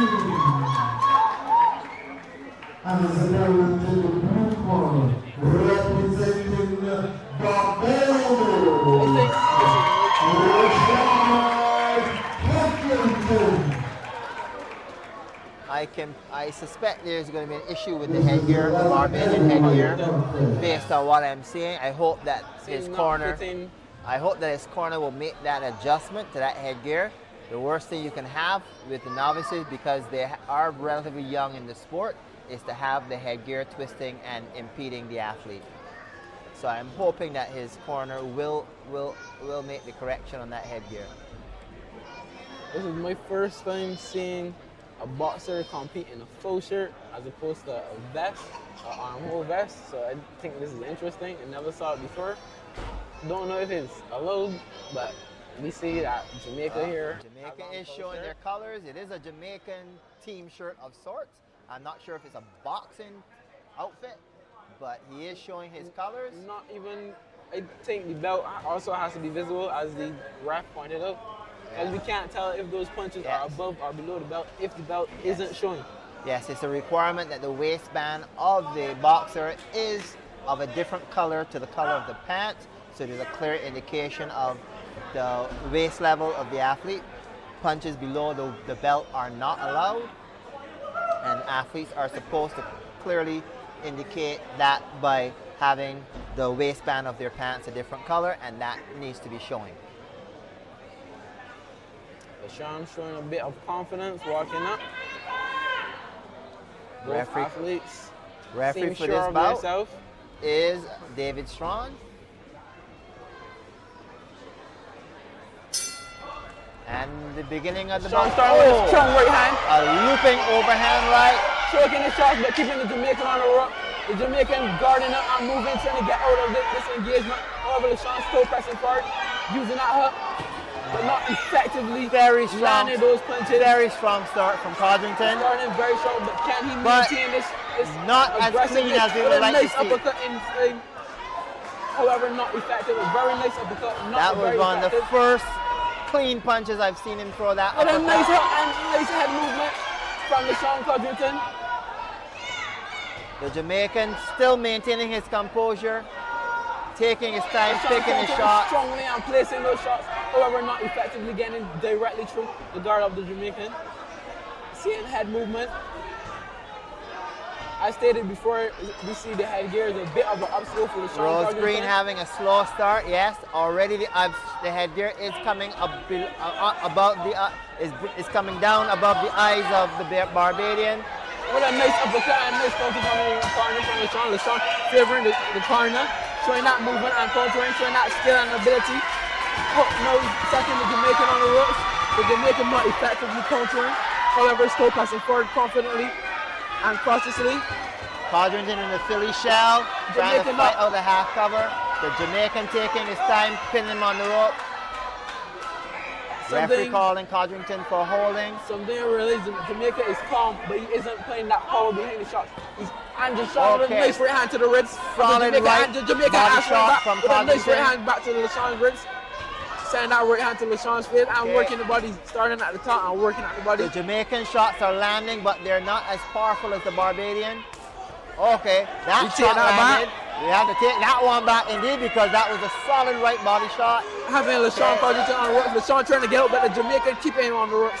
Trying to keep him in that using corner. the Philly shell, but he's over-rotating and exposing his kidney for a shot. So he's turning into the right body hook of No the seeing Jamaican. a turn of events with Jamaica leading these interactions. Jamaica being Jamaican being cautioned for pushing. Jamaica isn't stepping back. Jamaica's moving forward and working that body, starting to hit at the head and working that body, but isn't stepping back. I think Codrington is disadvantaged here because his headgear is obstructing his vision. Codrington trying to fight back, but still his vision is impeded, and it seems he's showing a bit of fatigue. And the starting off the wrong so strong. taking advantage of the headgear malfunction there. If I were him, and it seems that he did it initially, I would pull that headgear down to obscure the vision more and hit. It seems the headgear is directly right in front of LaShawn's face. And he's getting caught. He got caught but with he's still answering back. jab. He's still answering back. He's moving his hands. He's trying to survive. But that headgear is in the way. He needs to adjust. Adjustment needs to be made to that headgear so he can see more clearly. because anytime the Jamaican's hand gets on that headgear and it comes down, it's obscuring the vision, and then he's able to land shot. He had a beautiful straight jab just now. I'm not sure that Codrington saw that coming. All right. Also, given to the headgear, all LaShawn can do is fight. All he can do is swing and hope a shot hit. He can't effectively land in punches because he can't see his opponent. Okay, his corner has adjusted the headgear. Let's hope it stays in position. I think Athletes taking this time to take their it back. needs adjustment. That headgear needs to be adjusted so it's more secure on the head. But we'll see what happens in this second round.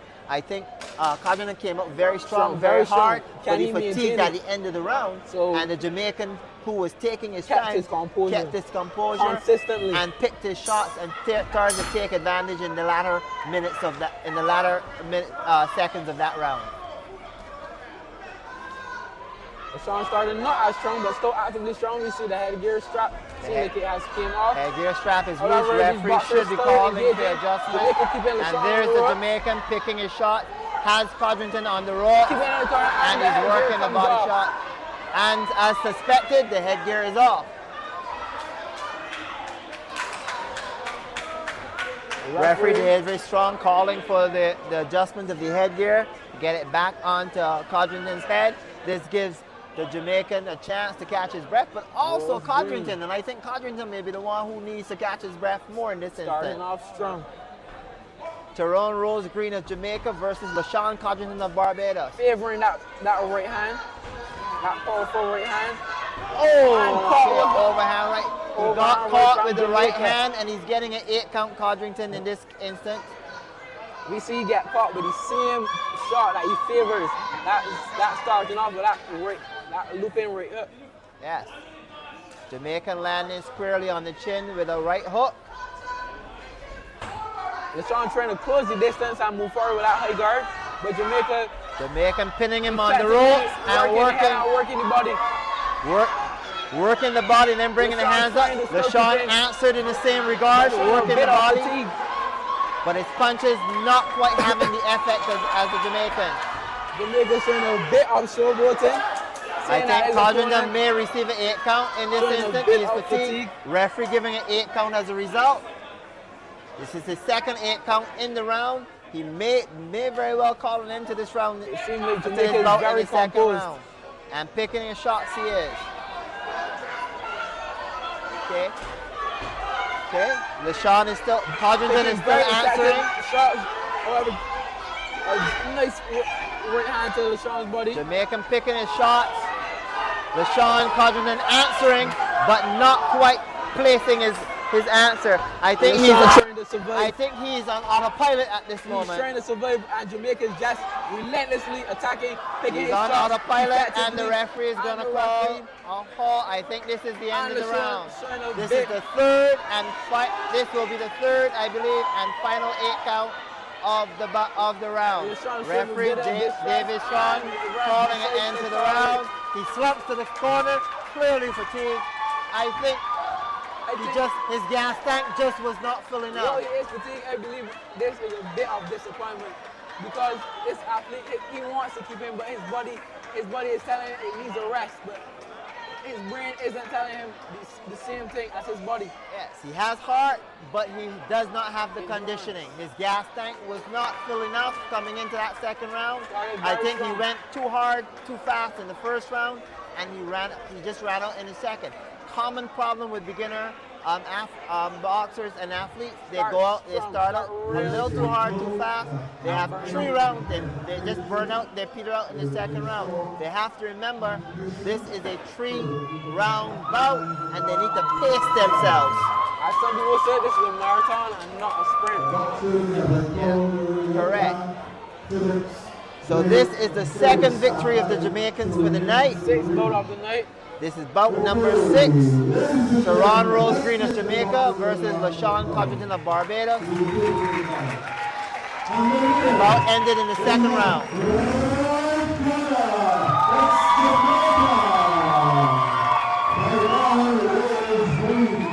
Okay.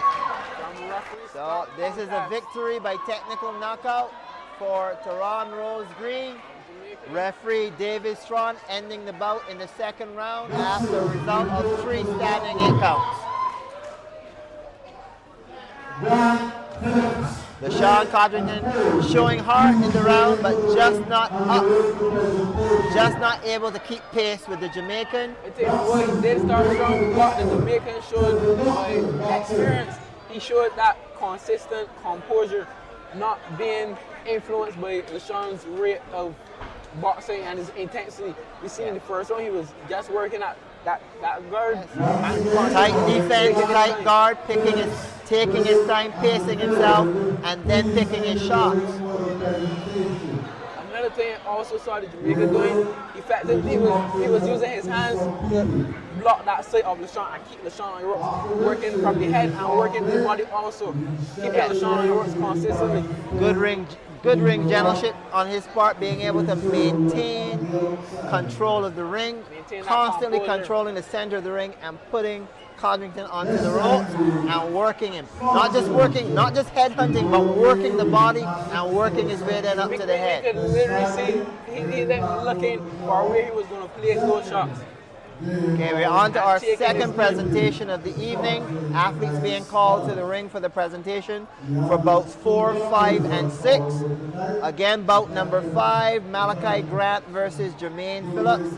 Malachi Grant of Belfield Gym versus Jermaine Phillips of Espic Gym. I believe Phillips won that bout against Grant. Bout number 5, Shaheen Blake versus Asaph Paul Ford of Barbados.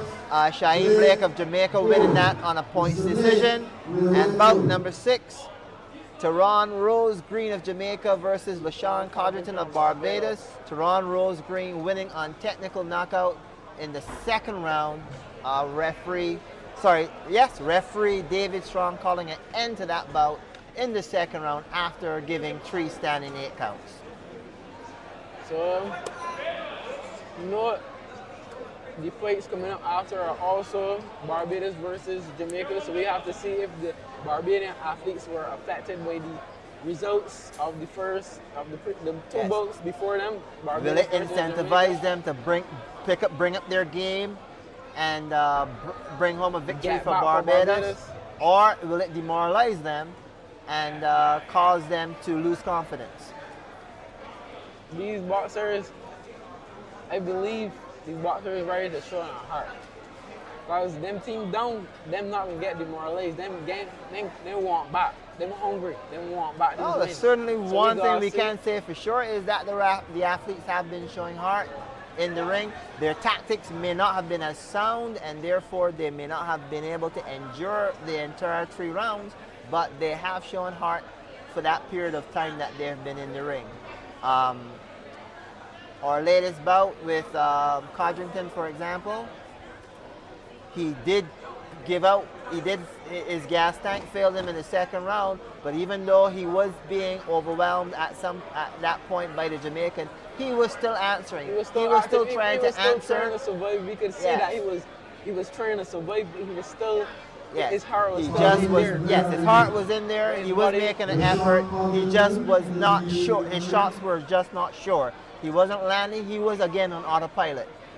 He was throwing. He was doing what he was trained to do, but he was not as effective with it because his conditioning was not there.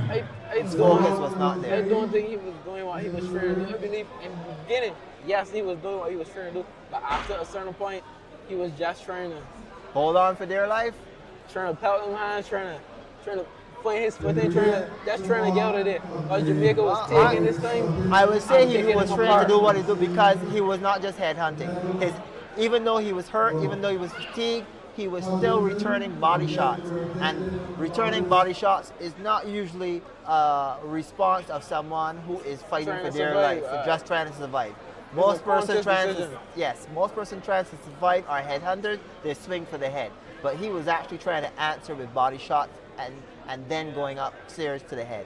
So I think there was still some level of composure, still some aspect of his training that was in there, that was automatic from his conditioning, from his training. I would recommend though next time, even if it starts strong, he maintain a constant rate that he can effectively drag out for those 2-3 minute He runs. has to pace himself for the rounds. He has to be able to control the intensity of the bout as he goes through those rounds, I would so say that he does not fatigue too early. And that's a constant that I would say over the last couple of years has been a constant complaint with our Barbadian athletes. They have a degree of skill, a satisfactory degree of skill in most cases. They have an understanding of the ring and some degree on ring generalship, but their conditioning fails them. They go very hard in the first round. I don't know if it's as a result of performance anxiety, but they tend to go a bit strong, and they tend to lose their momentum in the second and definitely in the third round. By the third round, they really have nothing left in their gas tank. hands down, just pushing them hands out.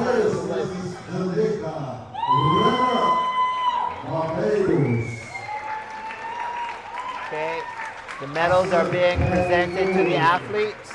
This is bout number 5. Shaheem Blake receiving his gold medal for his victory and convincing victory, I should say, in that bout number 5, the first inter-island bout, Barbados versus Jamaica. Codrington receiving the consolation silver medal for his bout. All athletes who step in the ring do receive some form of award. They had the heart to step in the ring, which again puts them ahead of many athletes at this stage and should be commended. And here, Karan Rose Green receiving the gold medal for his second round victory in bout number 6. I also think this is a start for a lot of these athletes. Rewarding them for their efforts is a slight encouragement to keep them in the ring, to keep them here in this sport, and ensure that they are appreciated. Yes, definitely. This is the novice division, so we know that most of these athletes have had less than 5 bouts. And so they have a lot of learning to go still. They have a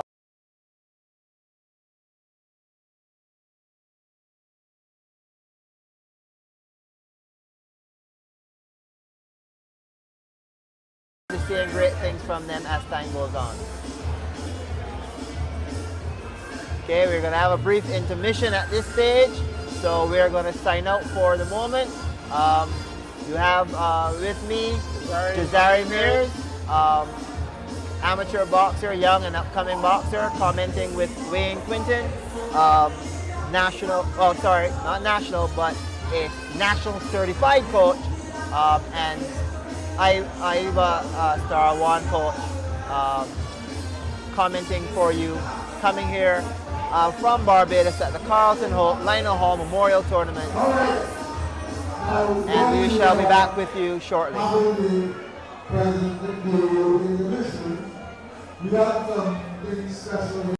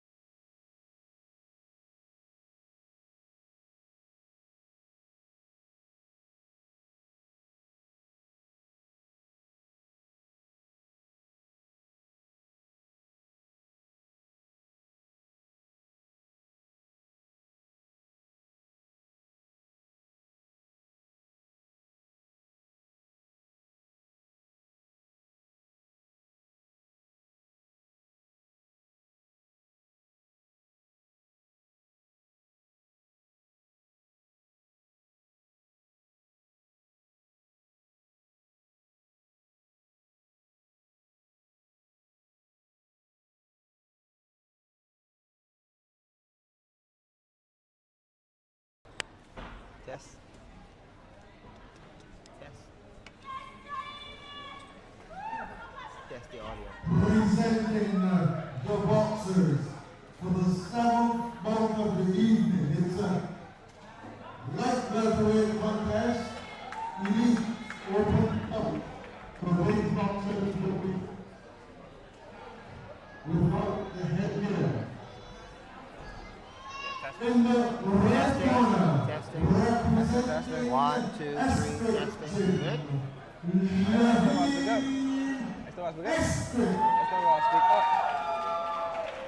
And his opponent in the blue corner, representing the Speaking up. Yeah, let me know when. Let me know when.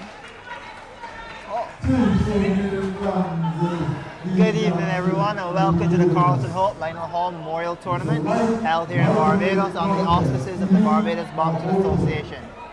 We are back. With me is Jazari Mears, and I am Wayne Quinton, your commentators for tonight's event. And we are on to the final segment of our card tonight. This is the elite or open boxing category, and we have 3 exciting bouts coming up. Jaheim Espik of Espik Gym versus Abishai John Baptiste of Fort Hill Gym. This is a local bout, Barbados versus Barbados. And then we have 2 exciting inter-island bouts. Trinidad versus Barbados, Donnell Phillips of Trinidad and Tobago versus Peter Murray of Barbados. And Tyrese Thompson of Jamaica versus Seth Lawrence of Barbados. Event. And we're on to bout number 7 of the evening. First of the elite open boxer categories. In this category, no boxers will not be wearing headgear, as they are supposed to be. As we said, the elite athletes, they have the skills to keep themselves protected. Seeing both boxers smile, I would like to note that this is a rematch. They actually had a fight before, right corner being the winner of that fight before, so we'll see how this one goes. Jaheim Espik in the red corner, Abishai John Baptiste in the blue corner. I'll be going low. However, Espik trying to use his distance and range and his length, or the length of his hands. There you saw John Baptiste actually trying to land a jab. Trying to land the jab. Had his range. Yeah, he was trying to score the jab earlier. So not just faking it, not just feinting it, but actually throwing it. There he is, another jab from him. Okay, and that one landed to the chest. Head low. I think he's going to get caution for.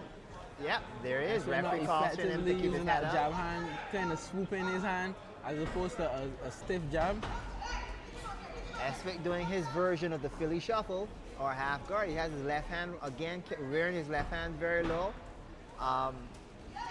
If working them combinations, John Baptiste is solid right hand. If John Baptiste is wise to his position, he's gonna set up for that. There it is, that right hand. That leaping right hand. Yeah.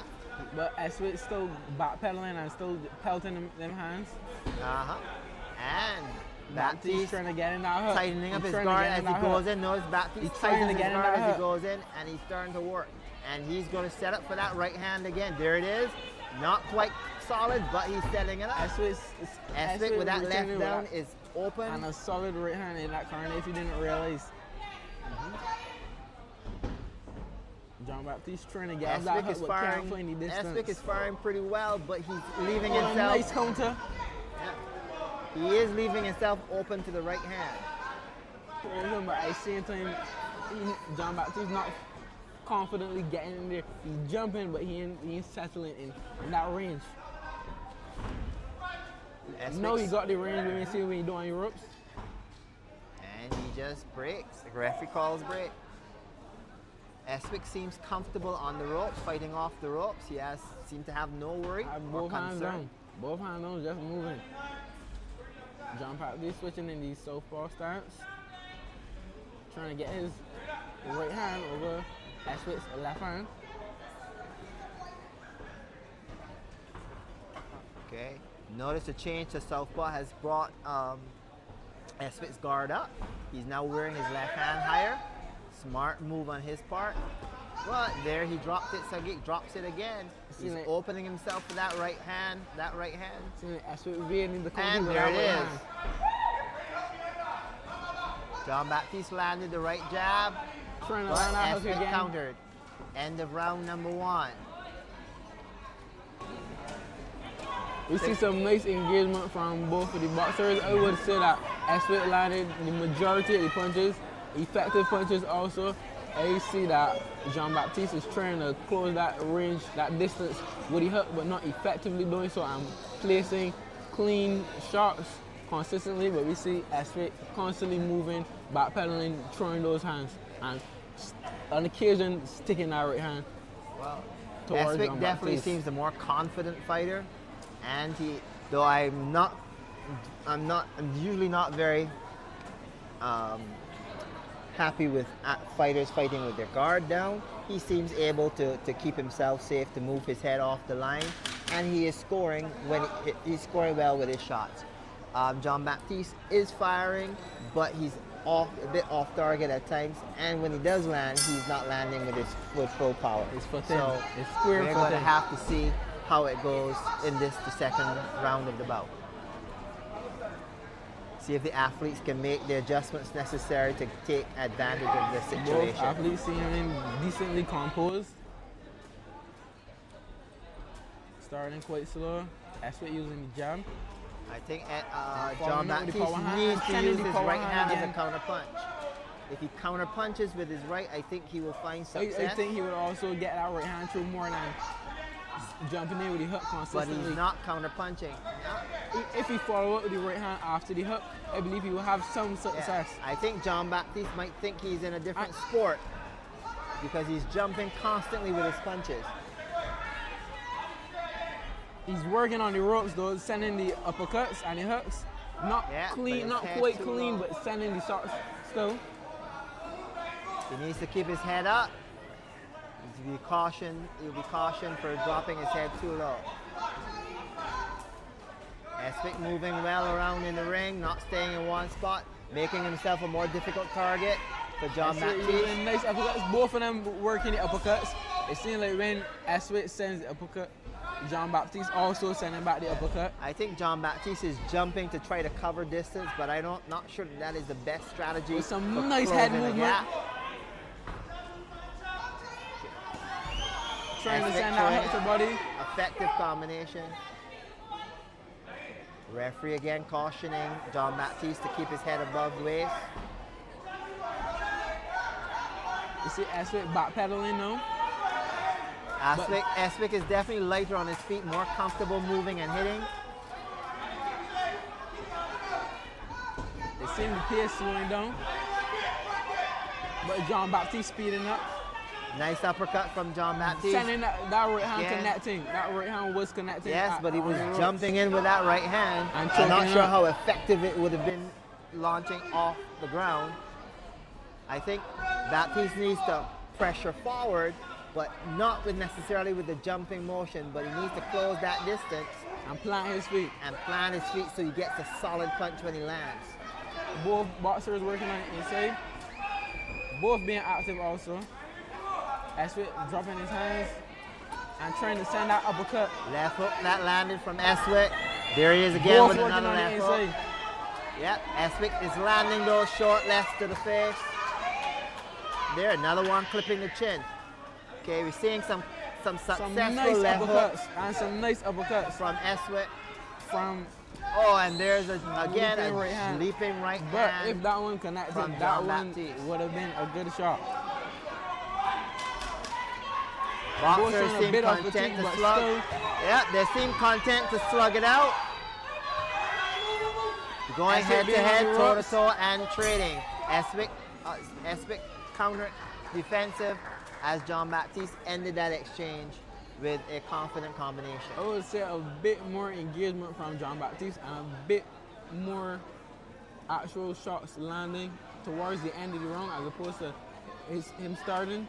He started Yeah. weak, basically not finding the distance, not landing the shots squarely, but towards the end of the round. It was having definitely, Aswit on the yes, ropes. I would say definitely more of an exchange between the athletes in this round. Baptiste covering that distance by jumping in. I think he sacrificed the power and the solid shot to close the distance. But I think if he continues with that strategy, he needs to follow up after he covers that distance. He does need with to a follow more up. solid shot. I agree. I was also very impressed though with Esvik on the inside, keeping and working that left hook and successfully time after time scoring with that left hook. Okay. Off the back foot, Esvik jabbing and hitting and moving off the back foot, repeating with the left jab. There, headbutt to the jaw. Ref didn't call it there. Referee didn't call the headbutt, but it was there. We saw the effect of it.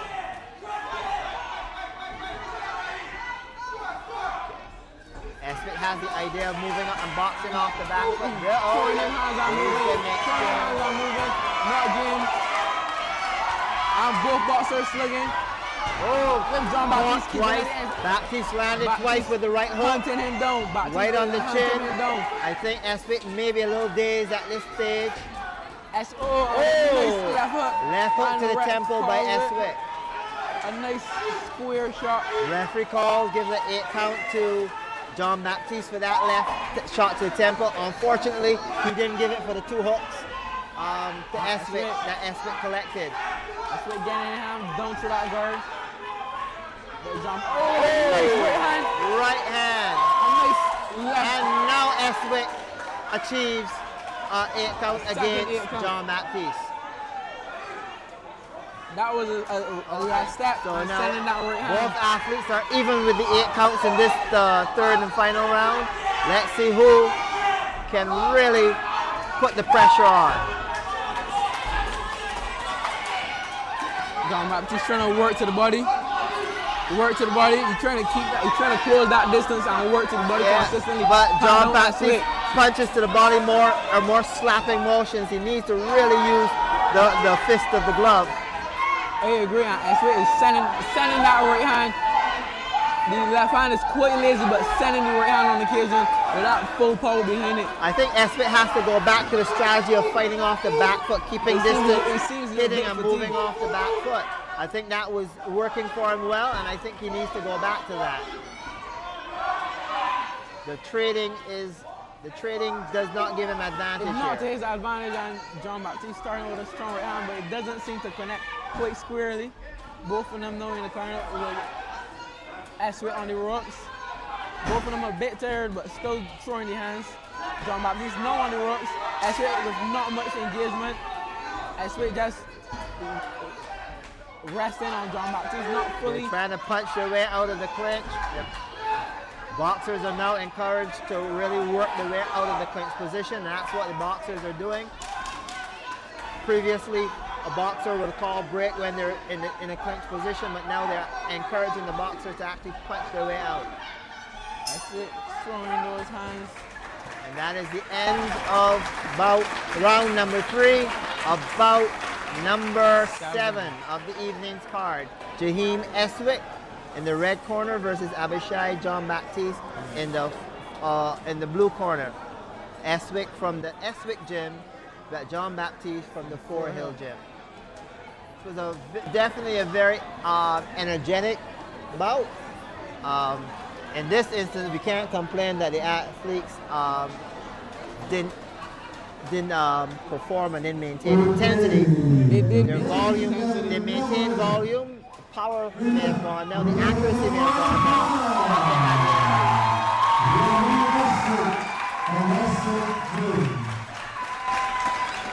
And the win for that bout going to Jaheim Esvik of Esvik Gym in the red corner, defeating Abishai John Baptiste on points decision.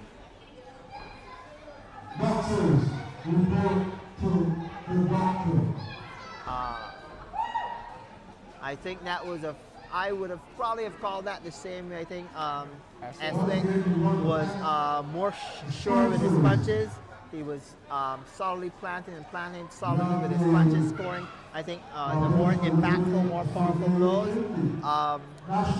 John Baptiste was able to score, but again, a lot of the time he was scoring jumping into his punches, which reduced the power, and certainly not what the judges I suspect would have been looking for.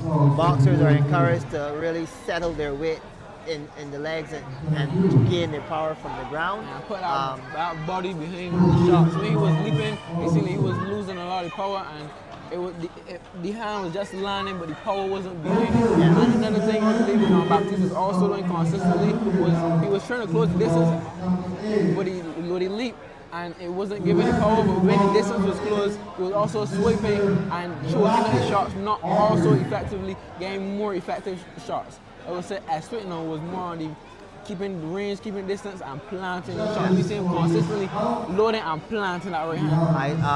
I think Baptiste might have been concerned with throwing his shots quickly, but not as effectively as it could be. I think boxers sometimes have to go back to the old adage of slow to be controlled, controlled to be smooth, smooth to be fast, fast to be deadly. You see? And I think if he took his time and really picked his shots and really took the time to throw his shots well, he would have been more effective. But I think he sacrificed power, he sacrificed accuracy for speed. I agree.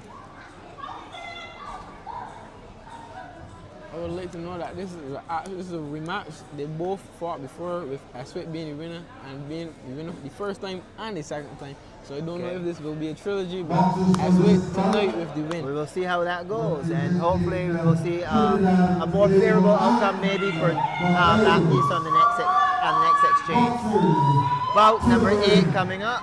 Lionel Phillips of Trinidad and Tobago versus Peter Murray of Barbados.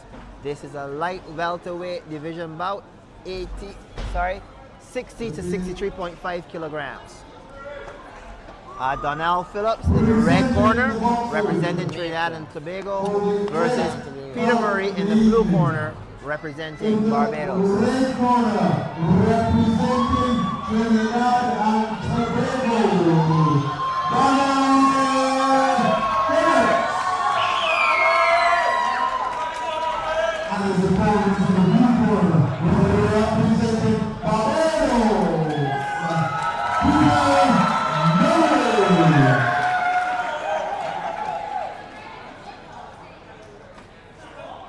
Okay, the boxers are in the ring. Both boxers look quite experienced, you know. Seem comfortable in Aubrey Blackett being the referee for this bout. Aubrey is also a seasoned Barbados referee, and he will be refereeing this bout. Referee Blackett calling the boxers to the center of the ring.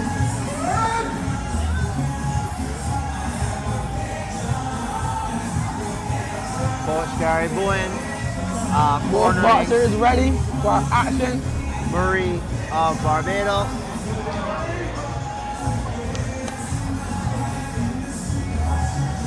Barbados versus Trinidad and Tobago. No, this is the first Trinidadian of the night.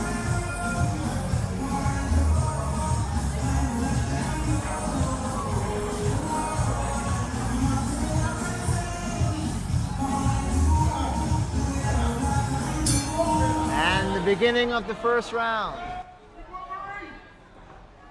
Murray in the blue corner, Phillips in the red. Both trying to find that distance with their jab, using the lead hand to probe the distance. See a high level of boxing being displayed here. Yes, and now notice the use of the jab, actually effective use of the jab, using it not just to probe, but not just to feint, but to actually probe and find distance, and setting up the right hand as a result. As we see Trinidad doing very well, setting up the right hand and the combinations, but still keeping that distance. Murray answering with a jab of his own. Okay. A nice body shot from Trinidad. The volume seems to be coming from the Trinidadian. He's getting off more shots than Murray. He's answering basically 3 to every one of Murray's. Okay. Murray seemed to be building up his intensity though. Yeah. With a nice right hand, There he nice is. left hand. Landing a right body hook, and then a right body hook, and then a right high hook was Murray in the previous exchange. There's the right hand again, a little bit wide, going a bit behind the head, not quite finding the mark. I think seeing as he started wrong, he just using that hand to find where Good. his opponent head is. Trinidadian throwing the body shots, and Murray answering with a right hook to the head. That seems to be the situation here right now. Trinidadian throwing the left, Murray answering with the right. With a nice right hand to the body of the Trinidadian. Lionel Phillips of Trinidad. Still practice Phillips again, 1-2 combination, then followed with two body shots. Murray answered with a body shot of his own, finishing with a right hook to the head. And they are trading. Nice exchange. No boxer giving ground, holding their ground and trading. Murray knocked off balance there. Not quite a clean shot, just being pushed from a punch to the shoulder. Both showing a high level of technique and composure at the same time. Yes. They're taking their time, they're picking their shots. And Trinidadian And they're landing. And notice. He's trying to get Barbados on the ropes. You see that placement, he getting the center of the ring consistently. He's trying to fight, he's trying to keep that distance, he's trying to maintain the leadership in the ring. Both boxers controlling distance well, not giving ground unnecessarily. And there it is again. Left shovel hook from Phillips and answered by Murray. Nice. That was a nice flurry to end that round from Murray.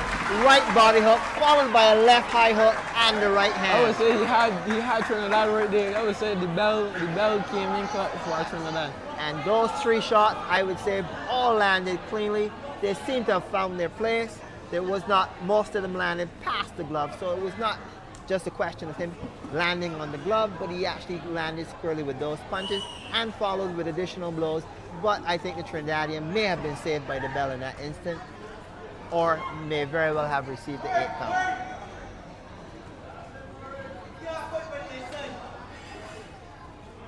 I must say this is probably the most impressive bout so far of the night. Lionel Phillips of Trinidad and Tobago versus Peter Murray of Barbados.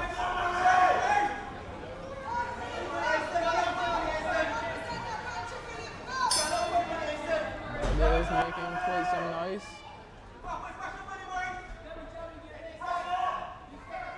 Be interesting to see if Phillips continues to work that body shot. Attacking from the ropes, both of them. It seems like Trinidad is trying to get off these engagements.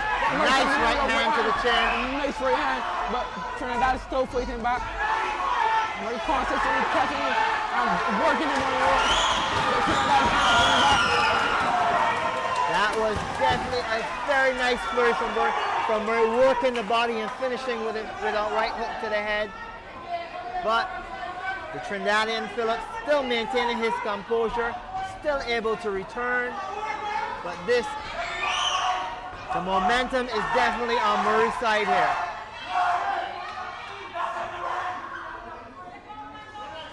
Murray landing some clean body shots. Trinidadian coming back, peppering. But the steam seems to have gone out of his left punch though. It seems Trinidad being more active, but Murray answering with that power.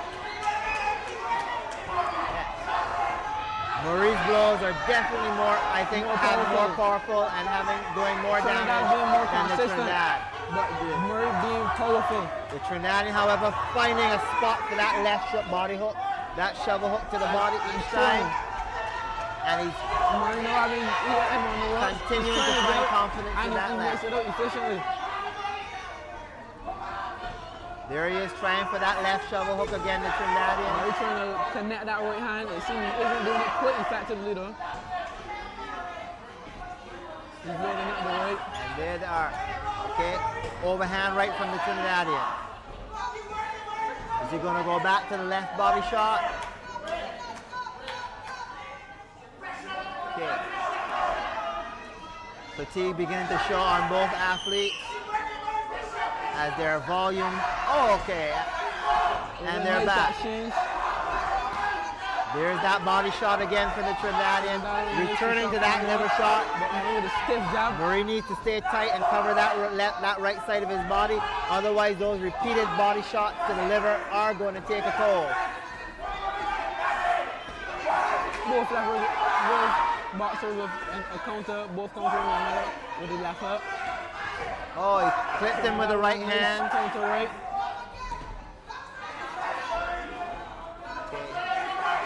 Murray's shots not having the accuracy that they had before. I don't know, maybe it's fatigue. The Trinidadians start working that body again, constantly moving back with that left shot to the liver. Working that left body over and over to the liver. Murray has to be wary. Okay.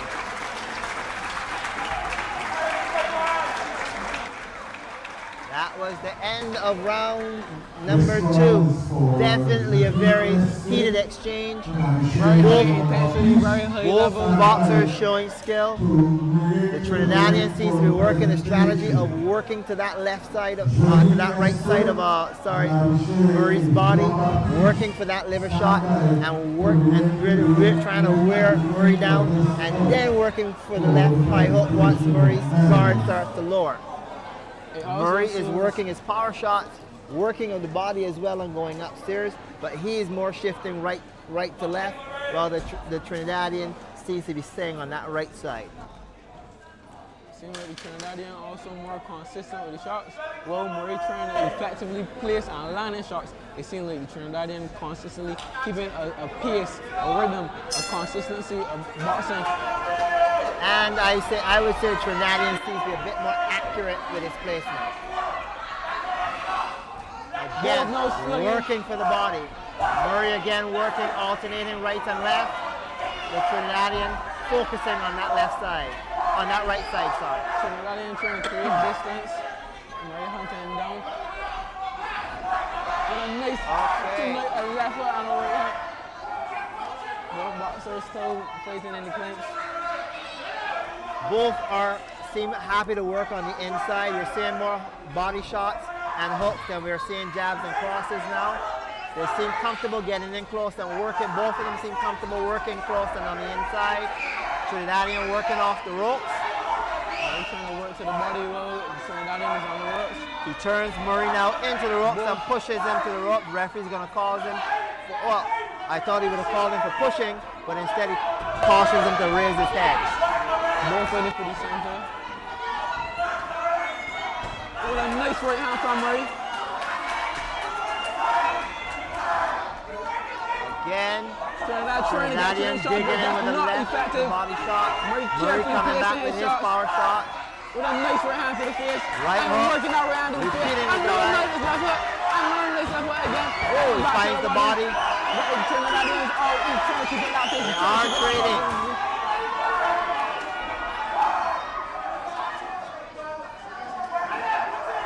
Both athletes working body and head well. Trinidadian working, going back to that left shoulder hook. Okay. Trying to get out right hand trick. Murray is finding the gap through his left. Finding the gap through the guard of the Trinidadian with his left.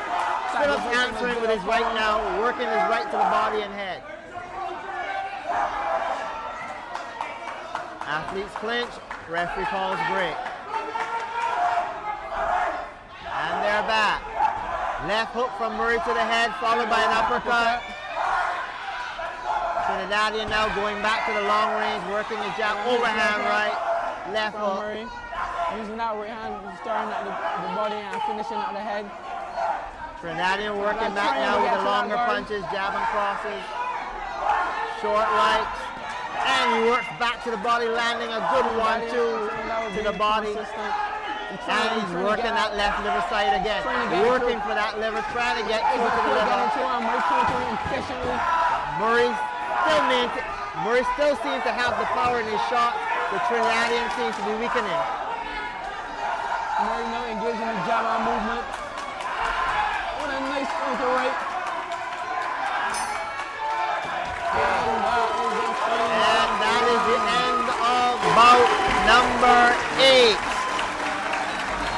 exciting bout between Donnell Phillips of Trinidad and Tobago and Peter Murray. By my count, if there's a fight of the night so far, that would be my fight of the 100%, night. I agree. 100%, I agree. Very high level skill displayed from both boxers, being consistent. Murray being consistent with power and Trinidad being consistent with placement and output and accuracy. Working constantly for that to that liver with that left shovel hook to the liver. Constantly trying to work and wear Murray down with it, and more often than not landing that shot.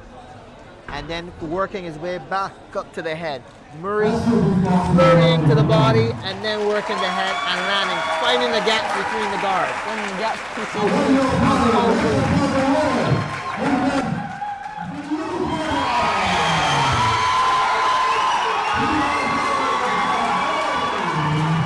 and the crowd is in an uproar as that bout is given to Peter Murray of Barbados.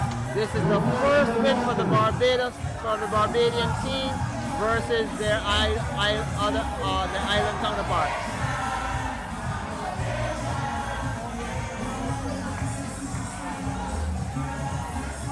And clearly the Barbadians are very proud, playing their new national anthem, Mama Bajan, to that victory of Peter Murray versus Trinidad and Tobago Phillips.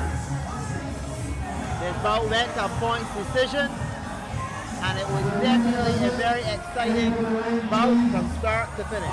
Very exciting from start to finish.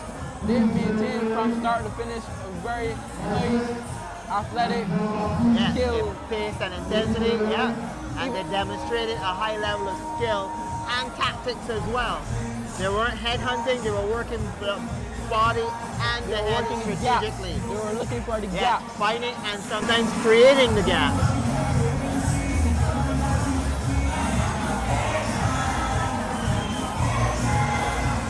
We're waiting for the presentation of bout number 7 and bout number 8.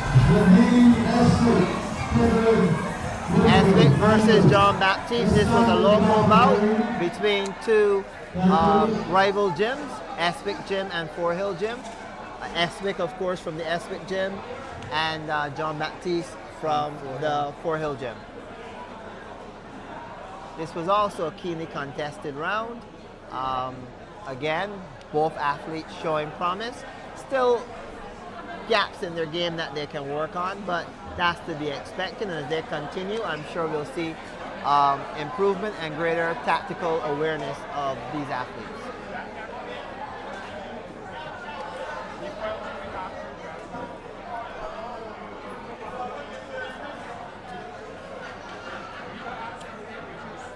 Okay, this would be a good time for me to ask you, looking back at our 8 bouts so far as we wait for the main event, who would you say at this point was your most impressive athlete in terms of performance? Before the doubt, I have to say Peter Murray. Obviously, some may say as biased because we are from the same gym. Okay. But I would say Peter Murray. I would also say the Trinidadian too, but if number 1, Peter Murray. Before the doubt, number 1, Peter Murray. The placement of them shots and the power of them shots, each of them shots, you see he was waiting, he was looking, and he was landing the shots. Even at the end of the round when both athletes were third, he was still displaying that output of power consistently, and you see when the power was out, he was filling out the power with skill. You see him moving on the feet and using the jab to keep that distance. Who would you say was the most impressive athlete of the night so far? Well, it would be a toss-up between Eswick and one of the earlier Jamaican boxers who ended the bout in the second round. Clearly he had stopping power, and clearly his shots were landing where they needed to in order to secure 3 standing 8 counts, the 3 standing 8 counts that referee Strawn administered. We have a little technical glitch here, so I can't give you the name offhand of that Jamaican, but I do remember. I think we know the who card. you mean. I am speaking of Tion Rose Green. That was bout number 6 of the night when he stopped LaShawn Condon in the second round. He was impressive in my opinion. Solid shots, landed cleanly. But in terms of power, I think the power was there. He was able to stop. Murray, for example, was a powerful hitter, but his bout went the distance. So, and balancing out technically, I would definitely say in terms of technically throughout the duration of the bout, Murray was definitely extremely impressive.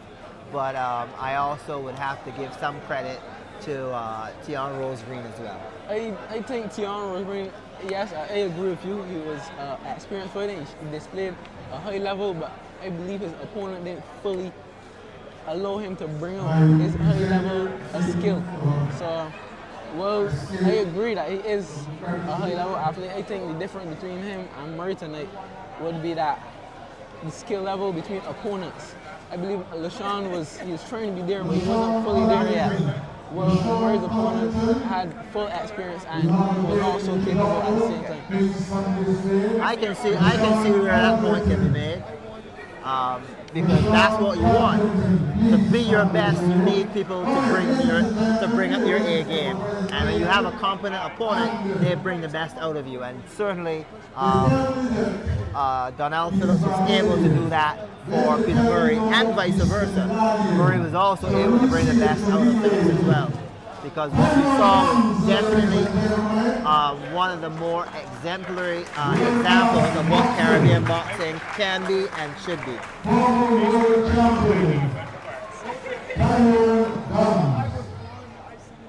Okay, presenting the winner medal in the light welterweight contest, Abhishek Baptiste from Fort Hill Gym.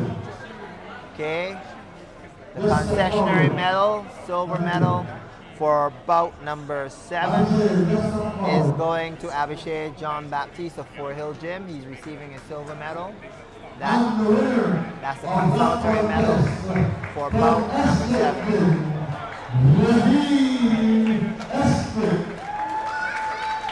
And the winner of that bout, Jaheem Espik, he's receiving the first place or gold medal for his bout number 7, a light welterweight bout, 60 to 63.5 kilograms. From Trinidad and Tobago,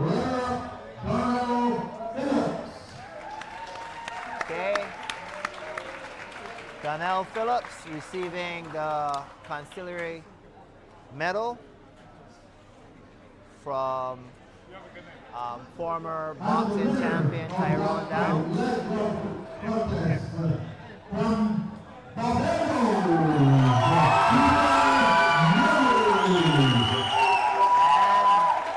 And there you have it. Gold medal going to Peter Murray.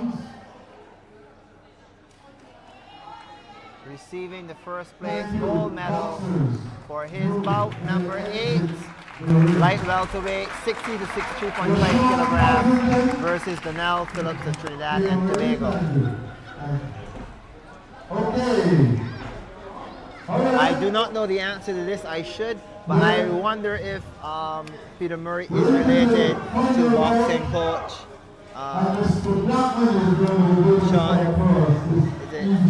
Sean Worrell. They are? I believe they are related. That might explain a lot. Ladies and gentlemen, this is your final bout in tonight's lineup. It is a super heavyweight match. Your officials for tonight's match are Akina Mays, Ronald Giddings, Trevor Rowe, David Strong, and Anderson May. Your official referee is Jason Canagan.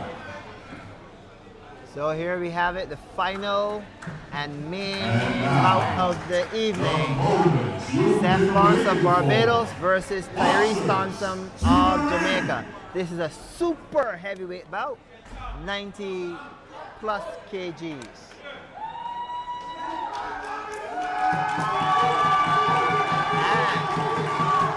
first person coming out to the ring, Seth Lawrence of Barbados.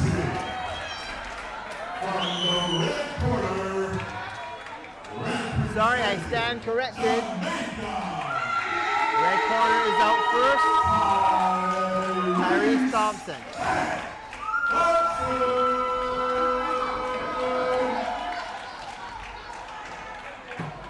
The red corner, Tyrese Thompson of Jamaica. In the blue corner, representing the 2-4.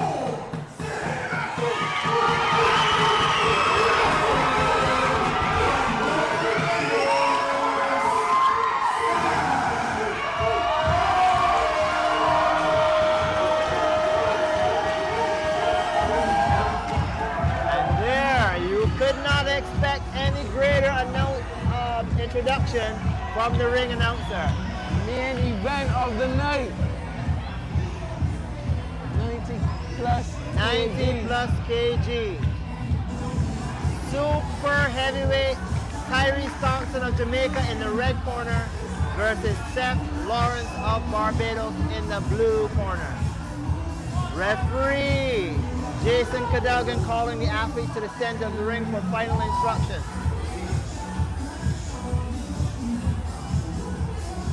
Boxers touch gloves and return to their corners. And we are awaiting the start of the round. Both athletes looking ready for action.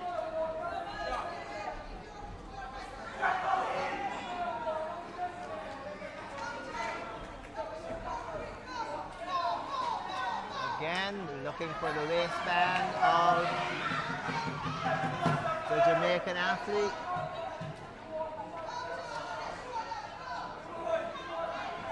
They need, again, there's no clear designation of the waistband, so there is a pause.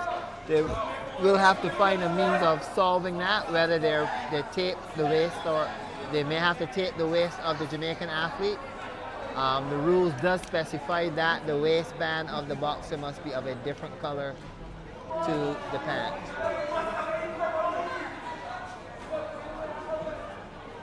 Okay. Official Aubrey Backett finding and providing tape for the athlete. So they're going to tape the midway. I'm being told that tape comes from the media team. And here they are denoting the waistband of the Jamaican athlete Tyrese Thompson by taping his waist. Again, it is a requirement of boxing, amateur boxing, that the waistband be a different color than the trunk itself, so as to designate clearly where the waist level is. Boxers are not allowed to hit below the belt, as they say.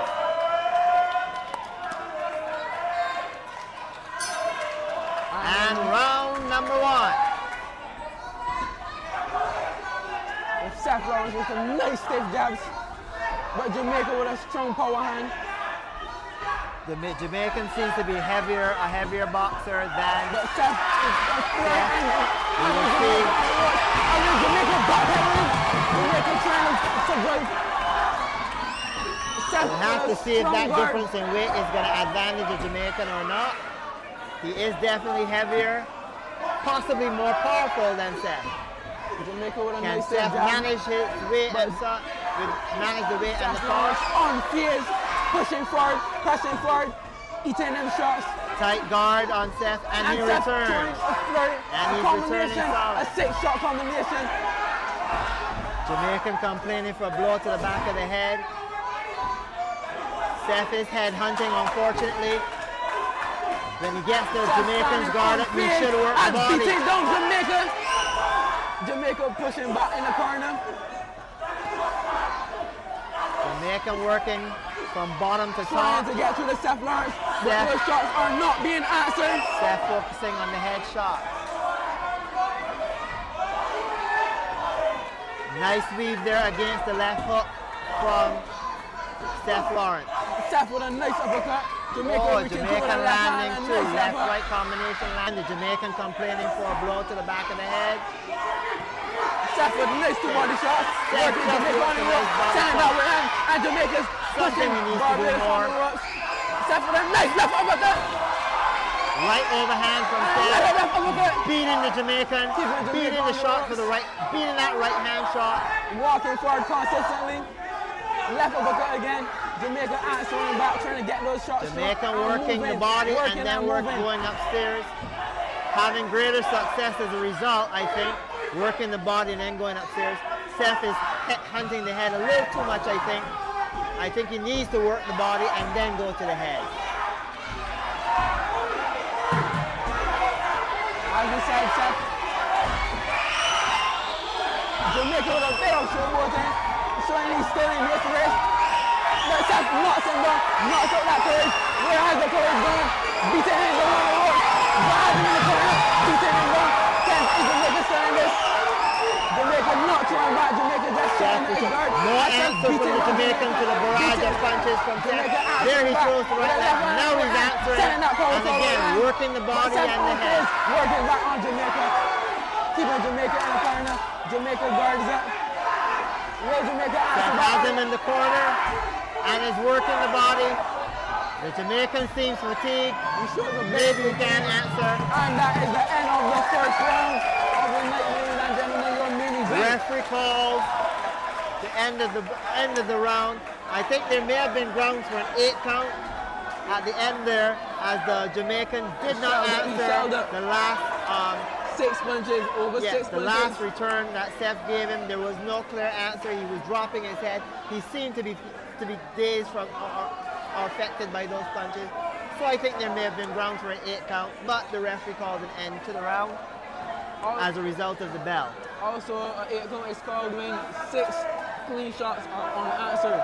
So we see in the corner shots Seth landing a flurry of shots consistently, which I thought also was grounds for an 8 count.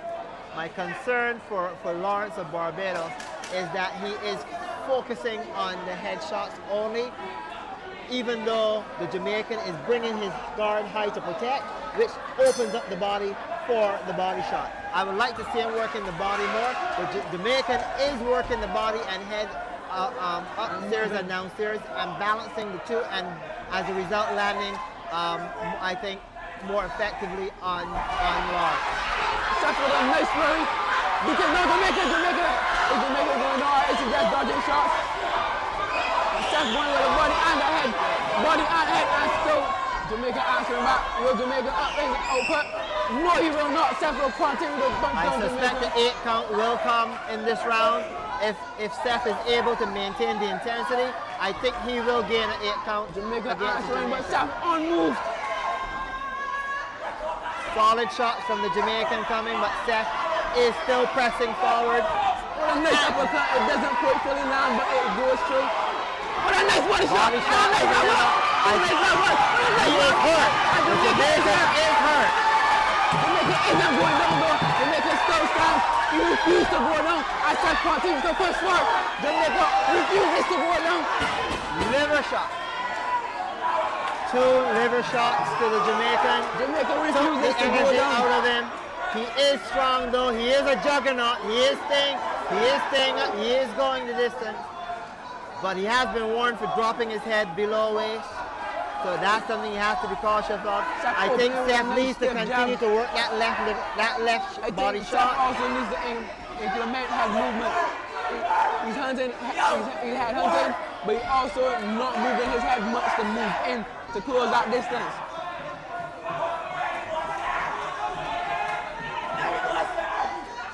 There it is. Nice left uppercut. That's the left body shot I mentioned. Nice left uppercut again. He needs to work. There it is. He needs to keep working that left. Left hand to the body. There it is. There it is.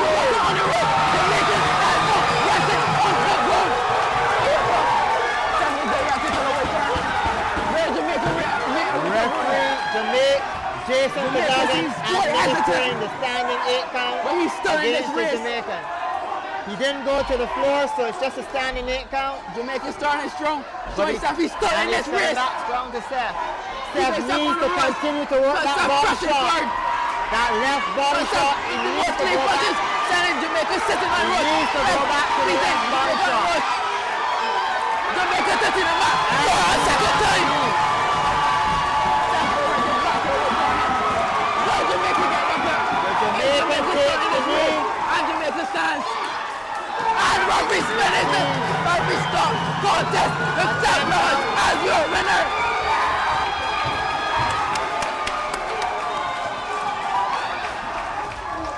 That's the money shot. Jamaica refusing to go down. We have two strong, powerful contenders in this match. Perhaps he heard me and listened because he worked that body and did tremendous damage with those body shots, particularly the left body shot to the liver. So, second round victory for Seth Lawrence of Barbados versus Jamaican Tyrese Thompson. Listen to the coaches. Referee stopped the bout during the center of the second round due to the Jamaican athlete taking one knee from repeated shots to the body followed by blows to the head. An impressive performance from Seth Lawrence, sorry. Also, this is Barbados' first win against Jamaica, so you know he had to represent at the end of the night. He had to come back. He had to make that stance for Barbados. He had to let them know that we are so strong, we are so powerful, we are still in this race. And that ties Barbados tonight 2 victories versus 2. Barbados' 2 victories coming against Jamaica and Trinidad by way of Tyrese Thompson and Donald Phillips. And Barbados' 2 losses were to Jamaicans Shaheen Blake and Tion Rose Green. And we have the official announcement.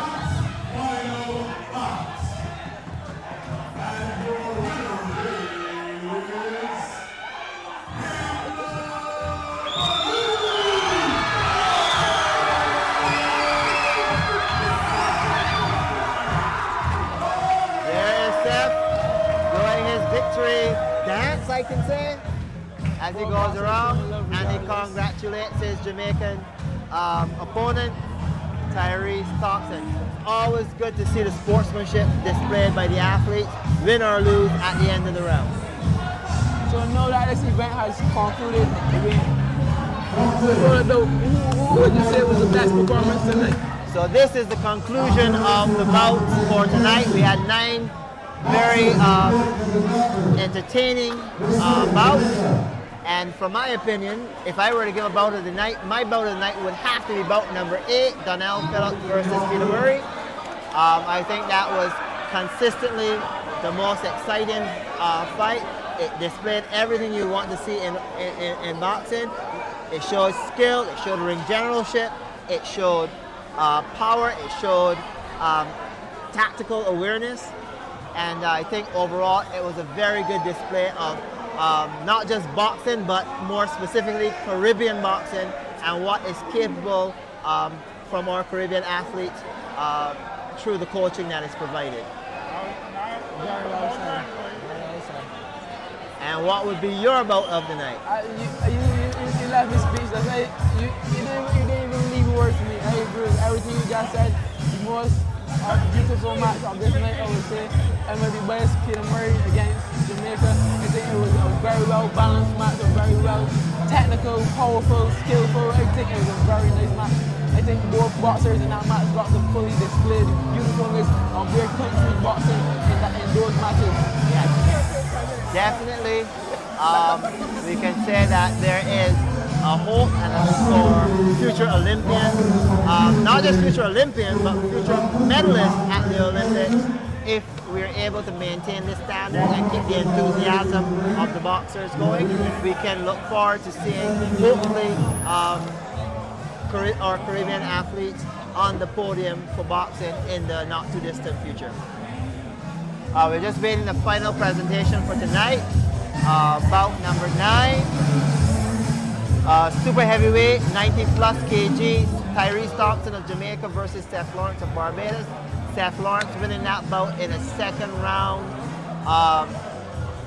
Well, we could say knockout since the Jamaican athlete went to the knee. His knee did touch the canvas, and referee Jason Cadogan did apply a 10 count. The second count he gave in that round. So the round being concluding at the end of a second count, given in favor of Barbadian Seth Lawrence. And that was a pretty impressive performance on the part of Seth. I believe this might be his second victory at home in recent, third victory at home in recent times. He competed earlier this year, about a month or so ago, at the Barbados Steel Shed. I believe he won his bout there. That was actually a trilogy. Yes, that was his bout against Rico Hurley. And they had met earlier in the year in February, where he also won that bout. So he's been, basically, you could say that those bouts were preparation for tonight, and it certainly showed in his performance. He has heart, he has grit, he can take punishment, he does not backpedal much, he keeps pressing forward. His power is there. He boxed a heavier opponent and he was able to match power. Technically, he was pretty sound technically. The one area I would say that I would like to encourage him to continue to work on is his tactics. But taking nothing away from him, very good performance. Great performance from Barbados tonight. And now the presentation for the bout number 9.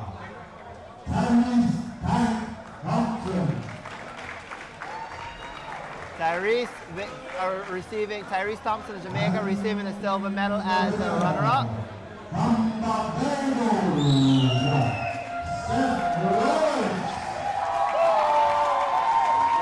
And Steph Lawrence is receiving the gold medal. And again, there is that sportsmanship I spoke about earlier. Athletes, you can say they're enemies during the fight, but certainly afterwards they show that sportsmanship and that love for each other. Thompson giving Seth there a big hug at the end of the match and raising the hand. No animosity at all between these boxers. Pure sportsmanship. Yes, they are aggressive during the bout. Their goal is to win, but at the end of that exchange, it's all love. And that's what we want to see always at our boxing events.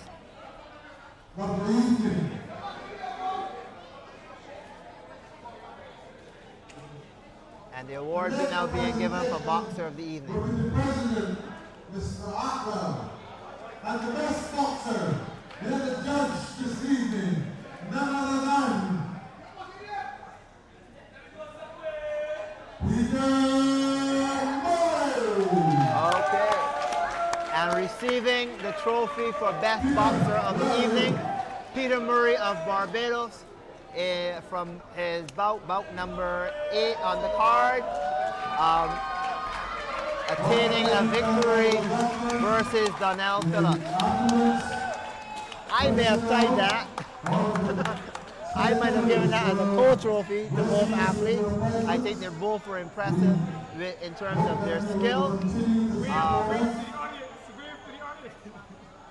But the award being given officially to Peter Murray as he was the victor of the bout. I don't know if there's a team trophy coming up.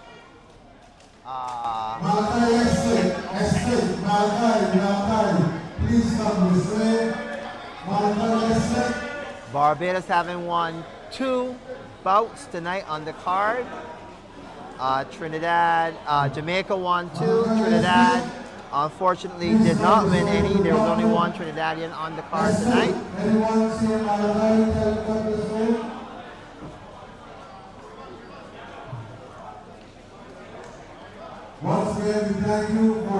Okay.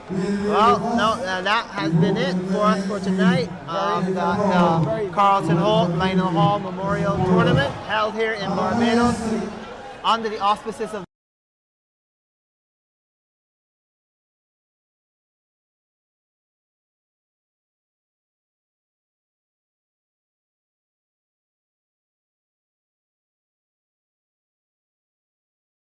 Jazari Mears, for assisting in the commentary tonight. We had a very heated exchange, the two of us. We were boxing out here as they were boxing on the inside to bring you commentary live, and we really hope you support it, you enjoy the event, and we'll continue to support the Barbados Boxing Association and its future events.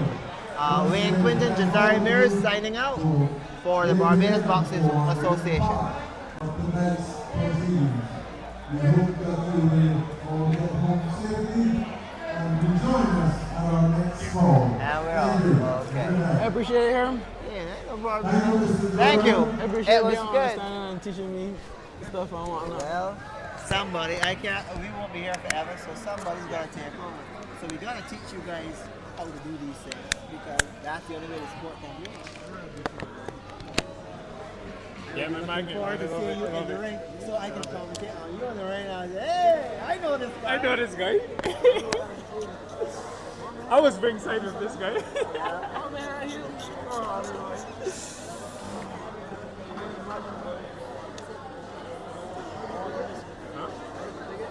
No? You got jokes, yeah? Are you sure I got you at least on one of these cameras with that full ticket? Nah, give him the full ticket. Nah, because they all got their own camera.